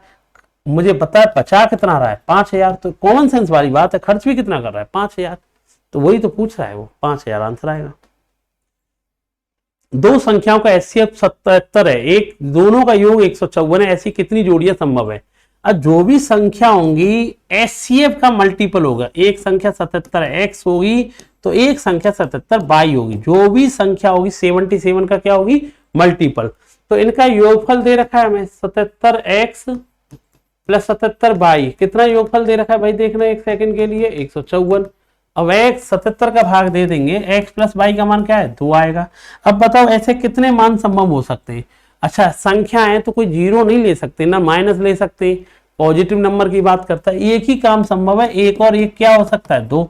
इसका मतलब एक का गुणा करेगा 77, एक संख्या भी 77 होगी, दूसरी संख्या भी क्या होगी 77 ही होगी। इसका मतलब है ऐसे कितने जोड़े संभव है, खाली एक ही पेयर संभव, ऐसा कितने जोड़े संभव है, एक ही जोड़ा संभव है। x प्लस वाई का मान 2 है। अब बताओ क्या बन सकता है, तू कहेगा 0 और 2 कर लो, अरे 0 हो गया तो संख्या 0 हो जाएगी, 0 नहीं होनी चाहिए, संख्या नेगेटिव लेनी नहीं है। ऐसी कितनी जोड़ी संभव, वैसे एक लाइन और लिख देता तो और अच्छा रहता, greatest common factor of the two possible, positive लिख ले जाता तो और अच्छा रहता, पॉजिटिव ही रहता है वैसे 99 नहीं, जितने भी सवाल आते हैं इनमें क्या होता है दो संख्याएं क्या है पूरी पूर्णतः धनात्मक लिखता है यहाँ पर, ठीक है। चलो कोई बात नहीं, दो कैसे बन सकता है, एक और एक से बन सकता है और कोई कंडीशन नहीं है। अब इसमें कोई बच्चा कहे 2 और -1 ले लें, ऐसा नहीं हो सकता, ऐसे तो फिर कभी खत्म ही नहीं होंगी ना। तो 3 और -1 ले लो तो भी तो 2 आएगा, 4 और -2 ले लो, ऐसे तो जिंदगी भर खत्म ही नहीं होगा, खाली एक ही मान संभव है और कोई नहीं, ठीक बेटा। अच्छा ये लिखा हुआ मूलों का योग, अच्छा आपको पता होना चाहिए इसके बारे में, कोई भी क्वाड्रेटिक इक्वेशन होती है इसकी देखो बेसिक बात है, ये तुम्हारे सब यूपीएसआई में सब पूछे गए सवाल है भैया। कोई भी क्वाड्रेटिक इक्वेशन होती है अपने मूलों का योगफल, इसे कहते हैं सम ऑफ रूट्स, ये सब पूछे गए सवाल है, ये सब याद होने चाहिए। मूलों का योगफल, अगर मैं मान लूं इसे क्वाड्रेटिक इक्वेशन द्विघात समीकरण, 2 पावर है इसलिए द्विघात नाम है क्वाड्रेटिक, मूलों का योगफल होता है, अगर मैं मूल एक अल्फा मान लूं एक बीटा मान लूं, मूल क्या होते हैं जो x की वैल्यू पुट करने पे 0 आ जाए। एक क्वाड्रेटिक इक्वेशन है, इसका मतलब इसके 2 मान आएंगे, एक अल्फा x का मान एक जो भी आए उन एक का नाम अल्फा रख लिए, मूलों का योगफल होता है याद रखना -b/a होता है। और product of roots, product of roots क्या होता है, मूलों का गुणनफल क्या होता है भैया, मूलों का गुणनफल होता है c/a होता है। मतलब जैसे b लिखा है और a लिखा है -b/a प्रोडक्ट है और ये लिखा है, ये रिजल्ट याद रखना, ये होता है मूलों के बारे में क्वाड्रेटिक इक्वेशन की। अब मुझे बताइए क्या लिख रहा है भाई, कोई इक्वेशन दे रखी है 2x² + 3x - 1 = a। अगर मैं कहूं मूलों का योगफल, मूलों का योगफल x है, वो क्या होता है -b/a, मूलों का गुणनफल y है c/a। क्या जानना चाह रहा है वो जानना चाह रहा है x + y, -3/2 -1/2 -2 आंसर आएगा। आंसर कितना आएगा -2 आंसर आएगा। नेक्स्ट सवाल क्या कह रहा है ये देखिए। हाँ भाई, एक आदमी 60 रुपए प्रति लीटर के हिसाब से स्प्रिट खरीदता है, उसमें पानी मिला देता है और 75 के भाव से बेच भी देता है, पूरे व्यापार में उसे 37.5% का लाभ होता है, स्प्रिट का पानी का अनुपात क्या हुआ। अच्छा मिक्सचर एलिगेशन लगता है सेम यूनिट में। आपको ये पता है एक आदमी दूध कितने के स्प्रिट कितने के भाव से खरीदा, हम कह देंगे जो स्प्रिट उसने खरीदा था हम जानते हैं 60 रुपए पर लीटर के हिसाब से खरीदा। अच्छा जब भी आपको पता है मिक्सचर एलिगेशन में पानी की बात आती है ना, मैथ के अंदर पानी की रेट हमेशा 0 मान के चलते, इसका मतलब जो पानी मिलाया था उसकी रेट क्या होती है 0 रुपए पर लीटर। इतने में ये खरीदा था, ये पानी 0 का आ जाता है और ये दोनों को मिक्स कर दिया, और मिक्स कर दिया तो उस बंदे ने कितने के भाव से बेचा, 75 के भाव से बेचा। बेचा क्या होता है सेलिंग प्राइस होती है भैया, क्या होता है ये सेलिंग प्राइस है, लेकिन ये कॉस्ट प्राइस हो गए, ये 60 के हिसाब से खरीदा था कॉस्ट प्राइस है, ये 0 के हिसाब से था ये भी कॉस्ट प्राइस है, तो 37.5 का लाभ होता है। इसका मीनिंग जानते हो 37.5 का मतलब होता है 3/8। इसका मतलब है कोई चीज 8 रुपए की होगी तो उसमें कितना कमा लिया आपने, मतलब 8 रुपए की चीज पे आपने 3 रुपए कमा लिया, कितने में बेचा हुआ 11 में। अब हमें मिक्सचर एलिगेशन का मतलब रूल सेम रहता है, मतलब 11 में बेचा, 11 में नहीं बेचा, वो खुद कह रहा है कितने बेचा 75 में, एक रेशियो वैल्यू 75/11। कंबाइंड सीपी चाहिए था 8 रेशियो की वैल्यू, तो 8 रेशियो की वैल्यू आएगी 75/11। आंसर कितना आएगा 600/11। ठीक है, 600/11 बड़ी संख्या में से छोटी संख्या घटा दो। तो भाई बड़ी संख्या में से छोटी संख्या घटा दो। अब बताओ बड़ी संख्या में से 0 में से घटाएंगे तो कोई यही आ जाएगा, इसमें से घटाएंगे। अगर 60 में से 600/11 घटाने लगे, अब मुझे बताएंगे तो क्या आएगा, ये तो 600/11 ही रहा, ये आएगा भाई आपका 660, ये आएगा 60/11। 11 से 11 कैंसिल हो गया। और 60 का टेबल जानता है, 60 का टेबल जानता है, एक बार 60 का टेबल 10 बार, ये किस रेशियो में होगा 10:1 आंसर आएगा। आंसर हो जाएगा, इन्हें किस रेशियो में लाएगा 10। कई सारे बच्चे गलती ये कर देंगे, स्प्रेड की रेट पता है, पानी को तो 0 मान लेंगे, 75 में बेचा सेलिंग प्राइस होगा, मिक्सचर एलिगेशन नहीं लग सकता, मिक्सचर एलिगेशन सेम यूनिट पे लगता है। ये सीपी है, ये सीपी है, 75 में बेचा क्या हो गया सेलिंग प्राइस हो गया, उसे भी किसमें कन्वर्ट किया मैंने सीपी में। 37.5 की वैल्यू 3/8 हो गई। 8 की चीज कितनी बेची 11 में, 11 में नहीं बेची 75 में, 1 का मन 75/11 है, 8 रेशियो कंबाइंड सीपी, तो इसका मान 600/11। मिक्सचर एलिगेशन के बारे में जानता है, बड़ी संख्या में छोटी संख्या घटाएगा, रेशियो निकालना है। इससे पता चला स्प्रेड आपका 10 होगा तो पानी कितना होगा आपका 1 होगा, याद रखना। नेक्स्ट सवाल आपके सामने ये रहा, 6 सेंटीमीटर व्यास वाले धान की एक गोलाकार गेंद को पिघलाकर 3 गेंद बनाई जाती है। इन नई गेंदों में से 2 का व्यास इतना है, तो तीसरी गेंद का व्यास कितना है। जब भी कोई चीज 3D डायमेंशन में, जब भी कोई चीज किसी में कन्वर्ट की जाती है, वॉल्यूम हमेशा क्या रहता है सेम रहता है। बड़े वाले गोले का आयतन, वैसे ये बच्चे को मैं बता देता हूं पहले, तो बड़े वाले गोले का आयतन क्या होगा 4/3 πr3। तो भाई इसका बड़े वाले गोले का आयतन कितना है 6। तो डायमी 4/3 गोले का आयतन होता है, किसी भी गोला जो होता है, गोले का जो वॉल्यूम जो होता है वो होता है 4/3 πr3। आर माने होता है रेडियस। अब सुनो 4/3 पाई आर, 6 इसका डायमीटर है, तो रेडियस कितना होगा 3 का क्यूब। अब इनसे पिघला करके 3 गोले बनाए गए, 4/3 पाई, एक छोटे वाले का 3 है, तो इसके लिए रेडियस कितनी हो जाएगी 3/2 का। ऐसे ही इस छोटे वाले का क्या हो जाएगा 4/3 पाई आर, 4/2 हो जाएगी इसकी रेडियस। तीसरे वाले का भी 4/3 पाई, इसका डायमीटर भी डी पूछा है ना, तो डायमीटर डी लिख ले, उसका आधा कर ले। अच्छा तू इसको भी फिर वही कर ले, सीधा कर लो, इसको भी क्या करो आप डायमीटर लिख लो, यहाँ पे भी डायमीटर 6 कर लो, उसका आधा कर लो। तुमने एक चीज नोटिस किया होगा, 4/3 पाई, 4/3 पाई, 4/3 पाई, सब में से कैंसिल हो जाएगा, और सबके नीचे 2 है, 2 है, 2 है, 2 भी कैंसिल हो जाएगा। अब 6 का क्यू होता है खाली 216, 3 का क्यू होता है 27, 4 का क्यू होता है 64, और ये होगा डी क्यू। सॉल्व करने बैठेंगे, डी क्यू आएगा 125 और डी का मान आएगा 5। इसे याद रखेंगे तो आंसर, इसका डायमीटर कितना आएगा 5। वैसे बच्चा इतना करने की जरूरत नहीं है, आपको कुछ चीजें याद होनी चाहिए। क्या, जब भी ट्रिपलेट आता है ना, जैसे एक ही चीज याद रखना, 3 का क्यूब, 4 का क्यूब, 5 का क्यूब इक्वल टू हमेशा किसकी होता है 6 की। बहुत इंपॉर्टेंट है, बहुत काम आता है, इसे याद रखना।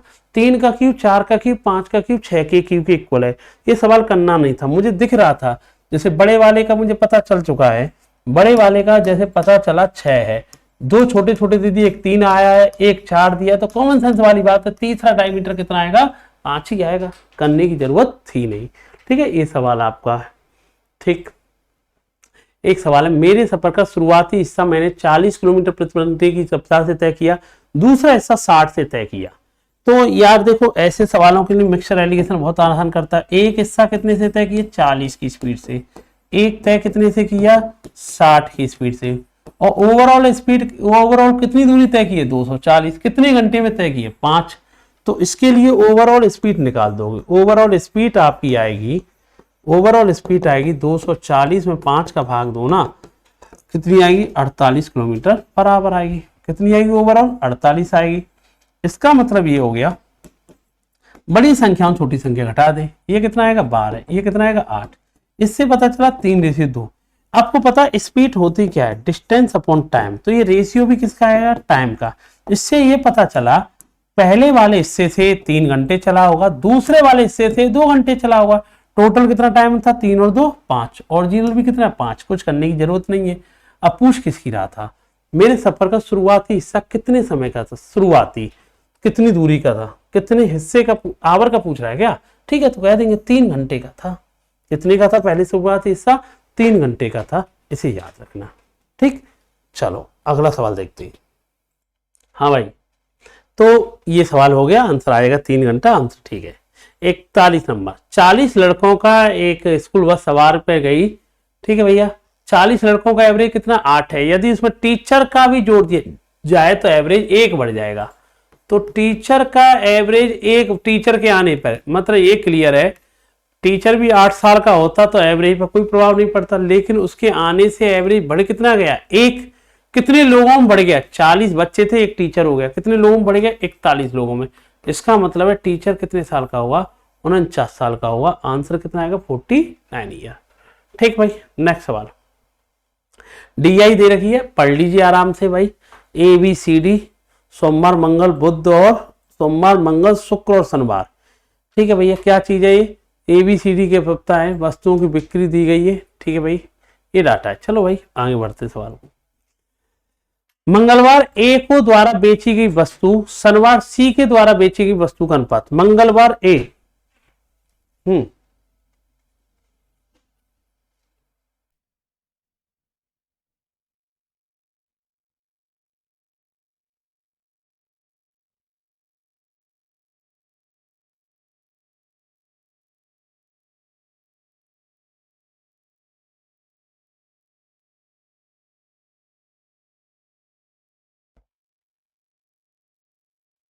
बंद है, हाँ देखो यार, मंगलवार को ए द्वारा बेची गई, मंगलवार कौन है भाई, ये रहा, ए के द्वारा बेची गई कितनी है, ए के द्वारा मंगलवार को कितनी है, 35 है। सैटरडे, सैटरडे को क्या, सी ए रहा और सैटरडे ए रहा, कितना है 45, दोनों का रेशियो 5 का भाग देगा, तो 5 का भाग देगा तो आंसर आएगा 7, रेशियो कितना आएगा 9 आएगा, ठीक। नेक्स्ट सवाल, सोमवार को डी द्वारा बेची गई वस्तु, सोमवार कहाँ है, डी ए रहा, कितना है 20, शनिवार को सी द्वारा बेची गई वस्तु का कितना परसेंट है, शनिवार को सी द्वारा बेची गई, शनिवार क्या है एरा सी, तो ये बताओ इसकी 20 पुस्तक थी और इसकी कितनी 45 का कितना परसेंटेज है ना, तो आप बताओ 5 से 9 बार, 5 से 20 बार, 400/9, और 400/9 का मतलब होता है 44 से 4/9, बोले तो आंसर क्या आएगा सी ऑप्शन, इनमें तो कुछ करना ही नहीं है आप, ठीक है भाई। अगला सवाल, BCD द्वारा सोमवार मंगलवार शनिवार को बेची गई वस्तुओं का औसत क्या होगा, BCD, अच्छा DI पीछे गई, एक सेकेंड, DI इधर रह गई ना, ठीक है, तो इधर सुन लो बेटा बात मत, इधर देखो, सोमवार को ये डाटा दे रखा है, ठीक है, उसने क्या कहा भाई, सोमवार को कौन सा दिन है, सोमवार B के द्वारा, मंडे ले रहा है भाई B, मंडे ले रहा है B के द्वारा, मंगलवार, मंगलवार ले रहा है C, और सैटरडे को कौन सा डाटा लिया भाई इसने, D का। अब देखो, अब डाटा पीछे ने थोड़ा करना पड़ेगा, DI को है ना, हम थोड़ा कर लेते हैं, मंडे B, मंडे का B कितना है, मंडे का B है 45, मंडे का B है 45, और कौन है भाई, मंगलवार का C, मंगल का C, बोले तो मंगलवार का C है 48, तो ये 48 आएगा। सैटरडे का D, सैटरडे का D है 40,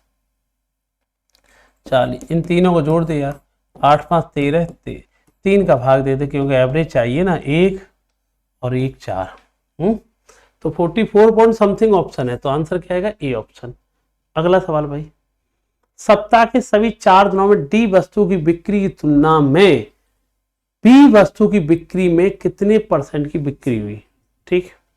तो भाई डी का जोड़ना है 4 दिन का और बी का जोड़ना है 4 दिन का, डी और बी, ठीक है भाई, डी और बी, डी का जोड़ दो भाई 4 दिन का, देखो ऐसे, एक सेकंड, तो डी का 4 दिन का जोड़ेंगे आप, मुझे बताओ डी का 4 दिन का जोड़ेंगे, 6 1 7 आएगा, 4 दिन 8 तो 10 तो 12 आएगा, और बी का भी जोड़ दो यार, 5 8 13 आएगा, 5 दूनी 10 तो 12, 12 4 16 आएगा, ठीक है, सही है ना। 5 8 13 एक, ठीक है, और 5 10 तो 12 और 4 16 आएगा, ठीक है। अब किसकी कह रहा है भाई, बी और डी जोड़ दिए ना, ठीक है। तो ये कितना आया था, 127 आया था, ए कितना आया, 163 आया। बिक्री कितने परसेंट की बिक्री हुई, 127 से 63 हो गया, कितना बढ़ गया पता है आपको, 13 में से 6 और ये आएगा भैया आपका 3, 36 बढ़ गया, कितने से बढ़ गया, 127 से, इंटू कितना आएगा 100। अब यार एक बात बताइए आप, ये हो गया, ठीक है, 36/100 इंटू 7। अब इसे सॉल्व करना है यार, सॉल्व कैसे करेंगे आप देखिए यार, ये सॉल्व कर लेंगे आप। एक काम करो, 3600 हो गया, 127 का भाग देंगे, 12 से 36 तो जाएगा नहीं, 3 तो नहीं आएगा, 3 नहीं आएगा, ठीक है। तो 12 दूनी 24, कितना आएगा 24, कितना आएगा 254 आएगा, ये कितना आएगा 106, 0 आएगा। अभी आएगा 12 8 96, 28 पॉइंट समथिंग ऑप्शन है कोई, 28 पॉइंट समथिंग ऑप्शन क्या आएगा, डी ऑप्शन आएगा, ठीक। नेक्स्ट सवाल, सोमवार को बेची गई वस्तुओं की औसत और शुक्रवार को बेची गई वस्तुओं की औसत के मध्य कितने का अंतर है। कौन कौन से दिन की बात कर रहा है, मंडे का एवरेज निकालना और फ्राइडे का, मंडे और फ्राइडे। डी हर पेज पर होनी चाहिए, कोई बात नहीं, अगली बार ध्यान देंगे। मंडे और फ्राइडे, मंडे का और फ्राइडे का, चलो भाई मंडे और फ्राइडे का जोड़ते हैं। तो देखो 5 5 10 10 0 आएगा, 3 दूनी 6, सॉरी 3 और 2 5, 5 4 9, 9 4 कितना आएगा 13 आएगा। फ्राइडे की बात कर रहा है, 1 5 6, 6 8 14, 14 5 कितना आएगा 19 आएगा। 5 और 1 6, 6 और 2 8, 8 और 2 कितना आएगा 10 आएगा, सही है ना। 1 5 6, 6 8 14, 5 19 आएगा। 5 और 1 6, 6 और 2 8 और 2 10 आएगा। तो इनके एवरेज का अंतर चाहिए, 130 और 109 है ना, सही है ना, 130 और 109, 130 109 कितने का अंतर है 21 का, पर 4 की बात है ना, एवरेज की बात है तो 4 का भाग दे दो, 5 पॉइंट समथिंग ऑप्शन आएगा, आंसर क्या आएगा 5.25। तो यही बहुत आसान थी, जो डाटा दिया वहीं पर तोड़ दिया, ठीक। चलो सवाल है 47 नंबर, एक पुराना 2 व्हीकर के एक स्कूटर को 460 में बेचा गया, उसे कुछ नुकसान होता है, यदि उसे 580 में बेचा होता तो हानि का दुगना लाभ होता, उसका लाभ, ठीक है।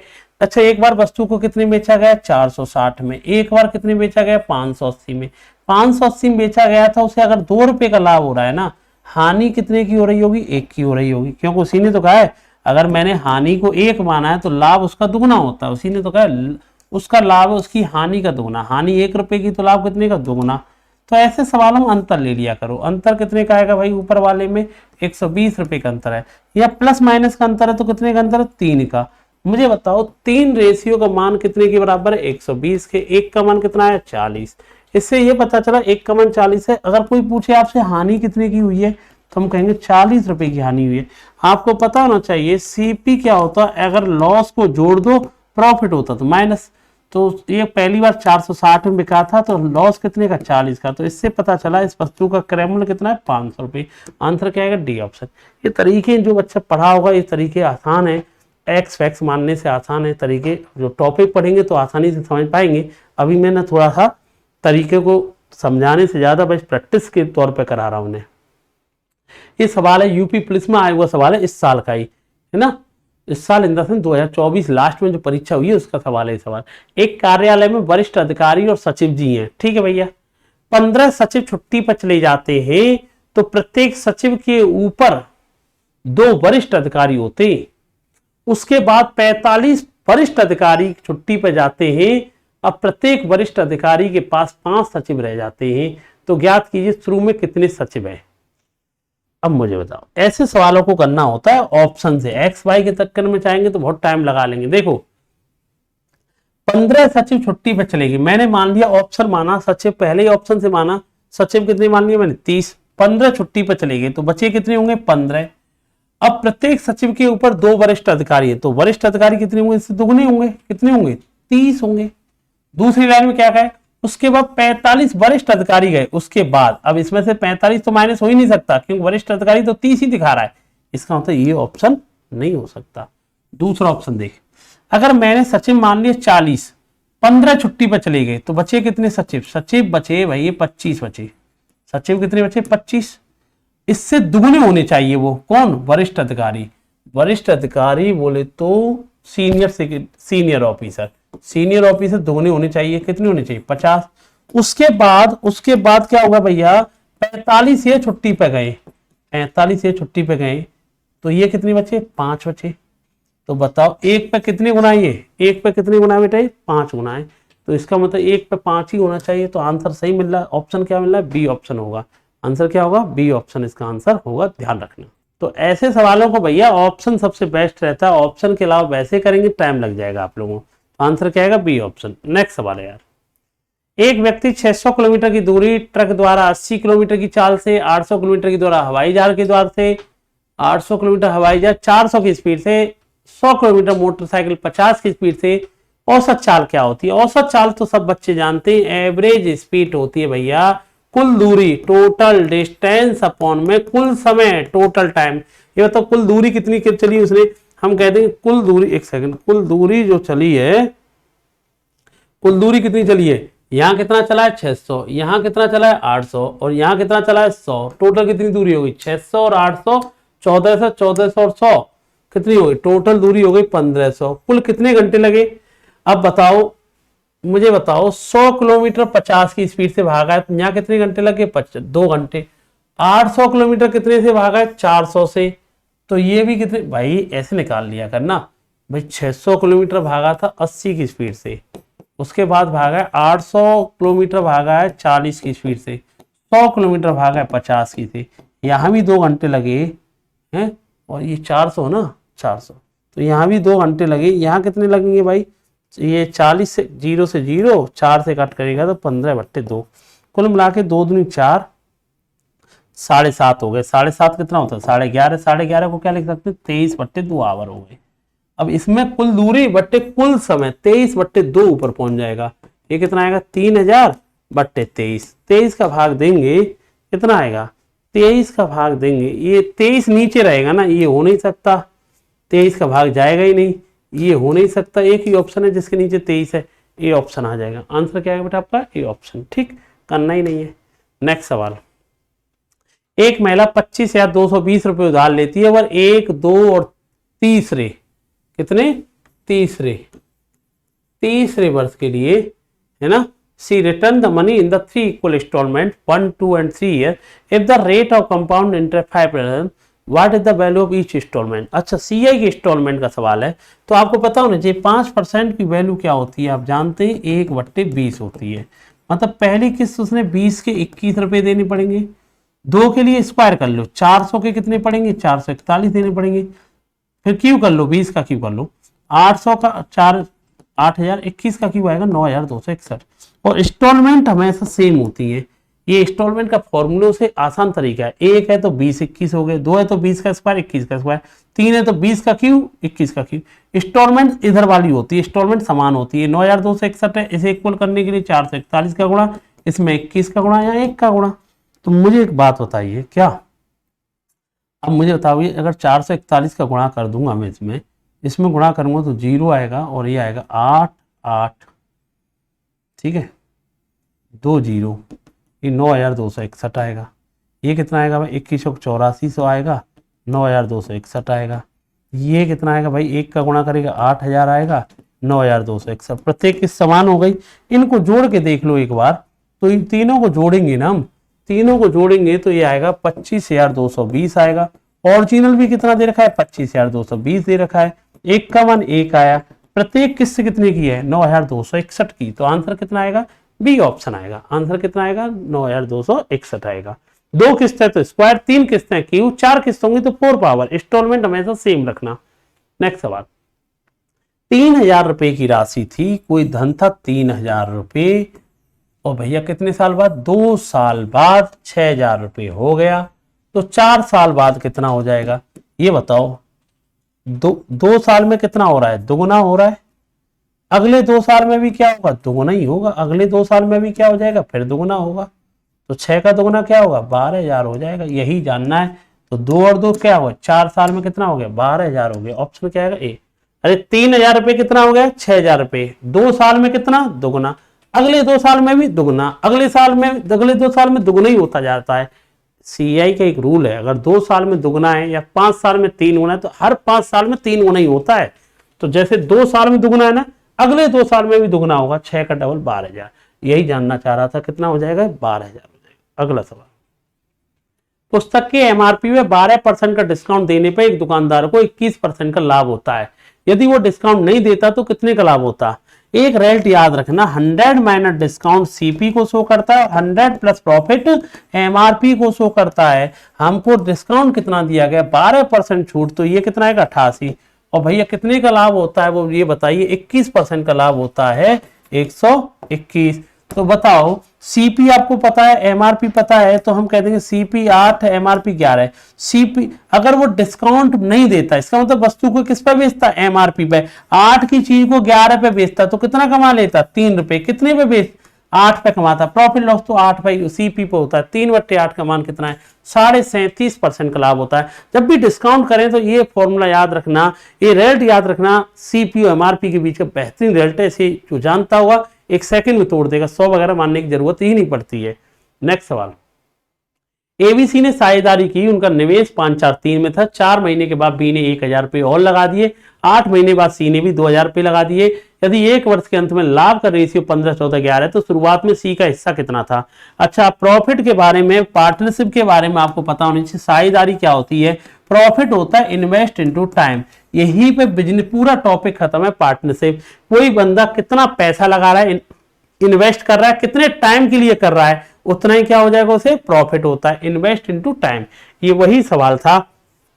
अब सुन लीजिए, 3 लोग थे। कौन कौन लोग थे? A B C. मुझे बताओ, ए ने कितने रुपए लगाए थे? ए ने लगाए थे भैया 5x। ए के 5x। बी ने कितने लगाए? 4x। सी ने कितने लगाए? 3x। 5 4 3 है। 4 महीने बाद, 4 महीने बाद क्या हुआ? 4 महीने बाद, इसका मतलब 4x रुपए रहे 4 महीने तक। उसके बाद क्या होता है? इसमें 1,000 रुपये और लगा देता। 4x में 1,000 रुपये और जोड़ देगा। ये कितने महीने लगे होंगे? फिर 8 महीने। सी ने 8 महीने बाद, इसका मतलब 8 महीने तक तो यही रहे उसके बाद इसमें 3x में उसने 2,000 रुपये और जोड़ दिए। वो कितने महीने रहे होंगे? 4 महीने, क्योंकि टोटल बिजनेस 1 साल की है ना। 4 महीने तक तो ये रहे, 8 महीने ये रहे, 8 महीने ये रहे तो 4 महीने ये रहे। अब बताओ, प्रॉफिट का रेशियो दे रखा है। मैंने ए का प्रॉफिट ले लो, इसका कितने महीने के लिए रहा है? सॉरी, ए के बारे में कुछ नहीं कहा, तो इसका मतलब क्लियर है, इसने तो 12 के 12 महीने यही पैसा लगा रहा। प्रॉफिट क्या होता है? Invest into time. तो ए का प्रॉफिट लिख लो 5x इंटू 12, और तेरा मन करे किसी का लिख लो, बी का लिख लो या सी का। सी का लिख लेते हैं। 8 गुणा 3 कितना आएगा? 24। 4 का गुणा करेंगे 12, 3 में कितना आएगा? 12। 24 यहां से आएगा, 12 यहां से आएगा, तो कितना आएगा? 36x आएगा। 4 का गुणा 2,000 में और करेंगे तो कितना आएगा बेटा? आपका 8,000 आएगा। ए और सी का लिखा है, तो ए का प्रॉफिट कितना दिखा है? 15। सी का कितना लिख रहा है? 11। अब सॉल्व कर लो यार। अब सॉल्व करेंगे, एक्स समान आ जाएगा। देखो 5 से कितनी बार गया? ये 3 बार गया। 3 से कितनी बार गया? 4 बार गया। क्रॉस मल्टीप्लाई, 11 गुणा 4 कितना आएगा? 44। एक्स और लगा हुआ है 44x। इधर जाएगा तो ये कितना आएगा? 36x plus 8,000। तो ये बताओ, 36 ये गए तो 8x, ये कितना आएगा? 8,000। x बराबर कितना है? 1,000 रुपये। हमसे पूछा था x समान 1। सी का स्टार्टिंग का निवेश क्या है? 3x माना था, तो 3,000 रुपये आ जाएगा। सी का स्टार्टिंग का निवेश कितना था? 3,000 रुपये। आंसर क्या आएगा? C option. क्योंकि प्रॉफिट क्या होता है? इन्वेस्ट इनटू टाइम होता है। नेक्स्ट सवाल। हाँ भाई, ये सॉल्यूशन उसी को ज्यादा जल्दी समझ में आ रहे होंगे जिसने सब टॉपिक पढ़ रखे होंगे, जो स्पीड टेस्ट लगा रहा है और बाकायदा सब टॉपिक उसके कंप्लीट है, ऑनलाइन ऑफलाइन कहीं ना कहीं एक से। अगर नहीं कर रखे होंगे तो ये सवाल तोड़ नहीं पा रहा होगा, और अगर तोड़ भी रहा होगा अपनी दम पर, अपनी मेहनत पे, तो हो सकता है टाइम लग रहा हो उस बच्चे को, लेकिन लेवल यहीं तक पहुंचना है। ये एसआई का लेवल है, एसएससी से भी ऊपर है, याद रखना, खासकर अर्थमेटिक का। ये सवाल तुम्हारे जो लास्ट के करा रहा हूं, ये कांस्टेबल के सवाल है पिछली साल के। एक दुकानदार एक कैमरे के अंकित मूल्य पर 10% का डिस्काउंट देता है, ठीक है। 10% का क्या देता है? डिस्काउंट देता है, ठीक है। 10% डिस्काउंट देने का मतलब यह है, 10% डिस्काउंट देने का मतलब यह है, एक दुकानदार एक कैमरे पर 10% का डिस्काउंट देता है। ठीक, यदि एक दुकानदार एक कैमरे के अंकित मूल्य पर 10% का डिस्काउंट देता है, यदि कैमरे का अंकित मूल्य कितना है 3600 रुपये है, ठीक है, क्रय मूल्य कितना है 3600, अंकित मूल्य पर ज्ञात कीजिए यदि दुकानदार 10% डिस्काउंट देने के बाद 20% लाभ लेता है। अभी वाला सेम रेट था, 100 माइनस डिस्काउंट सीपी 90 और 100 प्लस प्रॉफिट एमआरपी, यही तो सिखा रखा है। इससे ये पता चला सीपी एमआरपी के बीच रिलेशन है, किसका मान दे रखा है सीपी का, कितना दे रखा है 3600, कितने गुना हो गया 40 गुना, एमआरपी जानना चाह रहा है 120 का भी 40 गुना, कितना आंसर आएगा 4800। इसमें दिक्कत ही नहीं आएगी, जो बच्चा इस रिजल्ट को जानता है सीपी एमआरपी के बीच में। ठीक है, दूध और पानी 2025 लीटर मिश्रण में दूध और पानी का अनुपात 12:13 है। 12:15 करने के लिए दूध और पानी एक नया मिश्रण बनाने के लिए कितना मात्रा पानी मिलानी पड़ेगी, ये बताओ। मिल्क एंड वाटर का रेशियो था कितना 12:13 था, अब 12:13 था, अब कितना बना दिया 12:15 बना दिया। क्या मिलाया उसने, क्या ऐड किया ये बताओ तुम मुझे। उसमें ऐड किया, वो खुद कह रहा है क्या ऐड कर दिया बेटा, कितनी मात्रा पानी मिलाए। इसका मतलब दूध की मात्रा इनिशियल और फाइनल दोनों सेम होनी चाहिए, दूध को ना मिलाया ना घटाया, दूध की मात्रा दोनों जगह सेम है, कुछ करने की जरूरत है नहीं। तो इससे पता चला पानी पहले 13 था, आज पानी कितना हो गया 15 हो गया, तो कितने रेशियो मिलाया 2 रेशियो। मान किसका दे रखा है, स्टार्टिंग का मान दे रखा है 12 और 13, टोटल मिश्रण 25 नहीं है, उसने खुद ने दे रखा है मिश्रण कितने का 2025 का।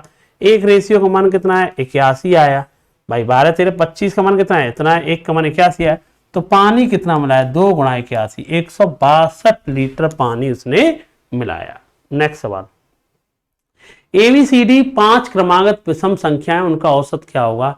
याद रखना ऐसे सवालों में अगर इनके एवरेज की बात की जाए, चाहे ऑड का रिजल्ट हो चाहे इवन का रिजल्ट हो, तो पहला नंबर आपको दे दिया जाएगा और पहला नंबर दे दिया जाए, फिर n-1 कर लिया करो। पहला नंबर क्या दिया उन्होंने a, कितनी विषम संख्या 5, 5 में से एक गए तो कितना आंसर आएगा 4, इसका आंसर आएगा a+4, इसका आंसर आपका आ जाएगा, याद रखना।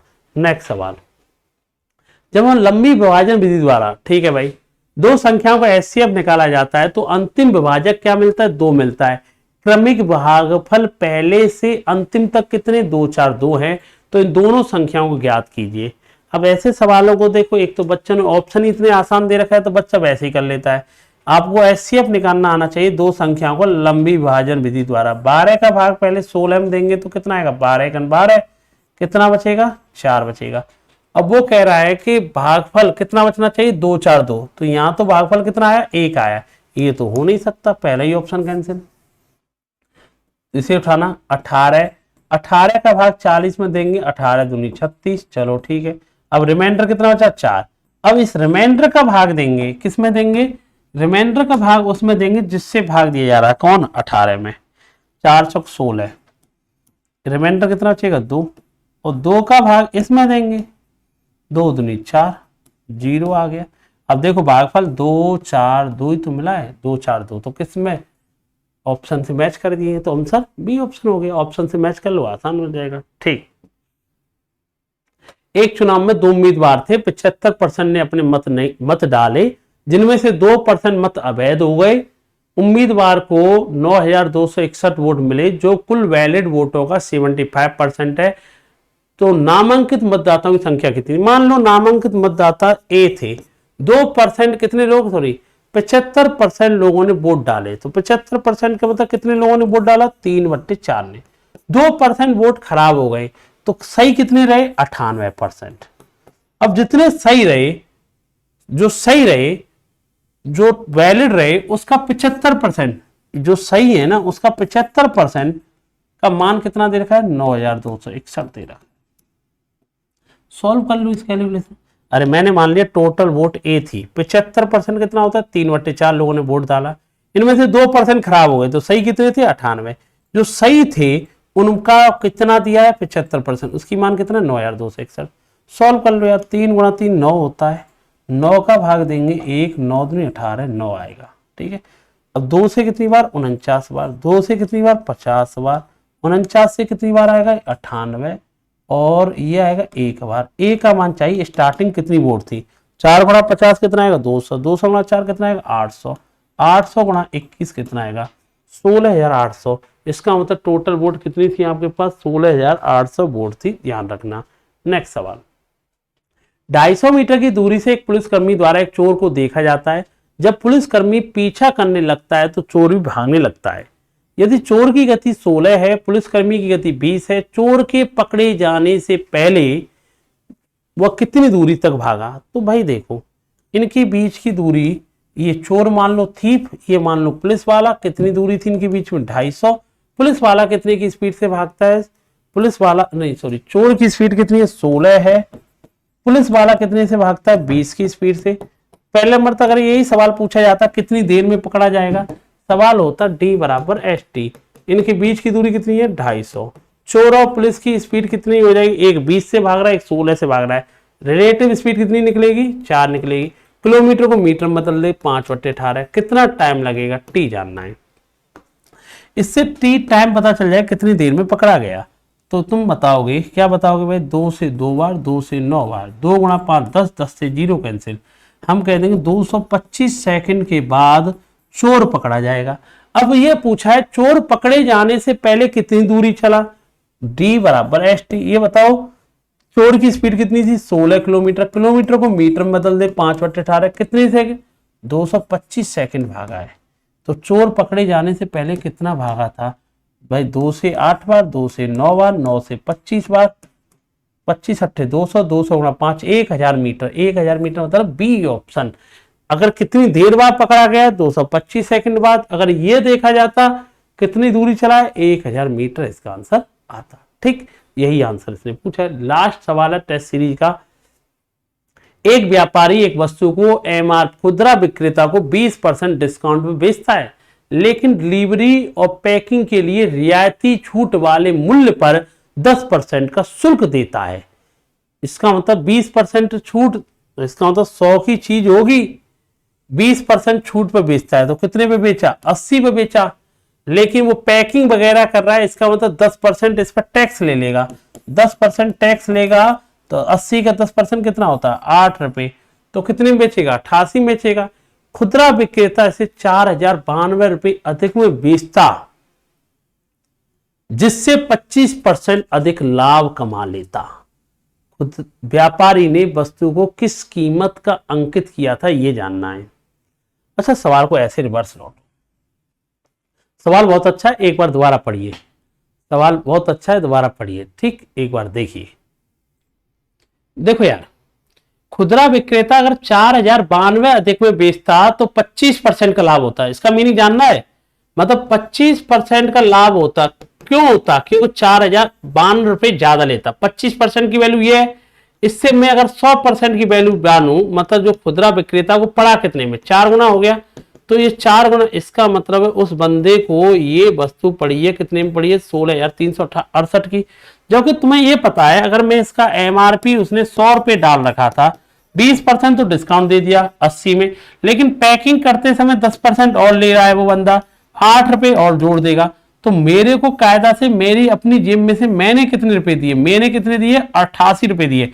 अरे 100 रुपए एमआरपी पड़ा था, 20% डिस्काउंट मिल रहा है, तो मेरे को देना कितना चाहिए था? 80। उसने कहा भैया पैकिंग करवाओगे? मैंने कही हाँ भाई। 10% उसने जोड़ दिया। 80 का 10% कितना होता है? 8 रुपए और जोड़ दिए, तो मेरी जेब में से कितना गया? 88। और ये दिखा रहा है, ये दिखा रहा है 16,388। तो मैं ये कह दूंगा एमआरपी जानना चाह रहा है। ये कितने की वैल्यू है? 88 की वैल्यू कितनी है? 16,368 है। मुझे एमआरपी का मान देना है, 100 का मान देना है। सॉल्व कर लेंगे यार, सॉल्व करने बैठेंगे, इसे सॉल्व करेंगे कितने से? अब यार 4 से कितनी बार गया? 22 बार। 4 से कितनी बार गया? 25 बार। और यार एक काम करो, 22 का टेबल पढ़ लीजिए। 22 का टेबल पढ़ेंगे। 22 7 154, 9 6, 22 चौक 88, 22 चौक 88। और ये आएगा 25 को 100, 25 को 100, 10, 110, 175, 11, 186। उसका एमआरपी कितना होगा? 18,600 होगा। भाई इसने लास्ट की लाइन जो बोली है ना, 25% अधिक में 25% का लाभ होता। कब? 4092 रुपए एक्स्ट्रा ले लेता। मतलब 25% का जो लाभ हुआ है कितनी वजह से हुआ? 4092 की वजह से। 100% की वैल्यू कितनी होगी? 16,368। इसका मतलब उस बंदे को पड़ा कितने का था? 16,368। ऐसे दिखा कितने में रहा है? 88 में। और कितने का मान चाहिए? 100 का। तो आपने सॉल्व किया तो आंसर कितने है? 40% थे, बहुत अच्छा लेवल है, जो लेवल होना चाहिए यूपीएसआई का। और तुम्हें बहुत इंटरेस्टिंग बात बताऊं, जब पेपर सॉल्व करेंगे ना आप लोग, एक इसमें जितने भी सवाल है 40 में से मैं कह सकता हूं 25 सवाल मैंने पीवाई की उठाए हुए। पीवाई की मतलब प्रीवियस ईयर क्वेश्चन, 2021 का पेपर उठाया कुछ सवाल, 2017 के उठाए, यूपी पुलिस के उठाए। तो इसका मतलब अगर तुम इन सवालों को कर पा रहे हो, इसका मतलब पीवाई की वह कमांड अच्छी है। अगर ये कमांड नहीं है तो इन पर भी काम करना पड़ेगा। और टेस्ट कितनी देर में कर रहे, ये बहुत बड़ी इंपॉर्टेंट चीज है। ठीक है, टेस्ट का लेवल अप डाउन से लेन देन नहीं, तो आपका स्कोर कितना बना, ये स्कोर आप चेक करना, फिर मुझे बताना क्या रहा, इस पर कमेंट जरूर करना आप लोग। थैंक यू बेटा, जय हिंद सभी को। और इसमें थोड़ी सी स्पीड, टेस्ट में मैं स्पीड जरूर रखता हूं, क्यों यहाँ हर टॉपिक से सवाल लिया गया है। 40 है, कम से कम 30 टॉपिकों से मैंने सवाल आपको समझाए। ठीक है, तो वो जो पीछे का बेसिक होता है वो समझाना बड़ा मुश्किल हो जाता है। यहाँ पर मुझे क्वेश्चन सॉल्व कराना होता है। मैं मान चलता हूँ बच्चा टेस्ट सीरीज दे रहा है तो थोड़ा बहुत इधर उधर से वो पढ़ा हुआ है। थैंक यू बेटा, जय हिंद। जो भी बच्चे नए आए हो चैनल को जरूर सब्सक्राइब कर लेना, जिससे कि और भी सारी चीजें उसे मिल सके हमारी। आपको चैनल जरूर सब्सक्राइब करना, साथ साथ हमारे जो एप्लीकेशन की लिंक है उसे डाउनलोड कर लेना, ये आपको एप्लीकेशन पर भी अवेलेबल मिलेगा। जय हिंद सभी के लिए।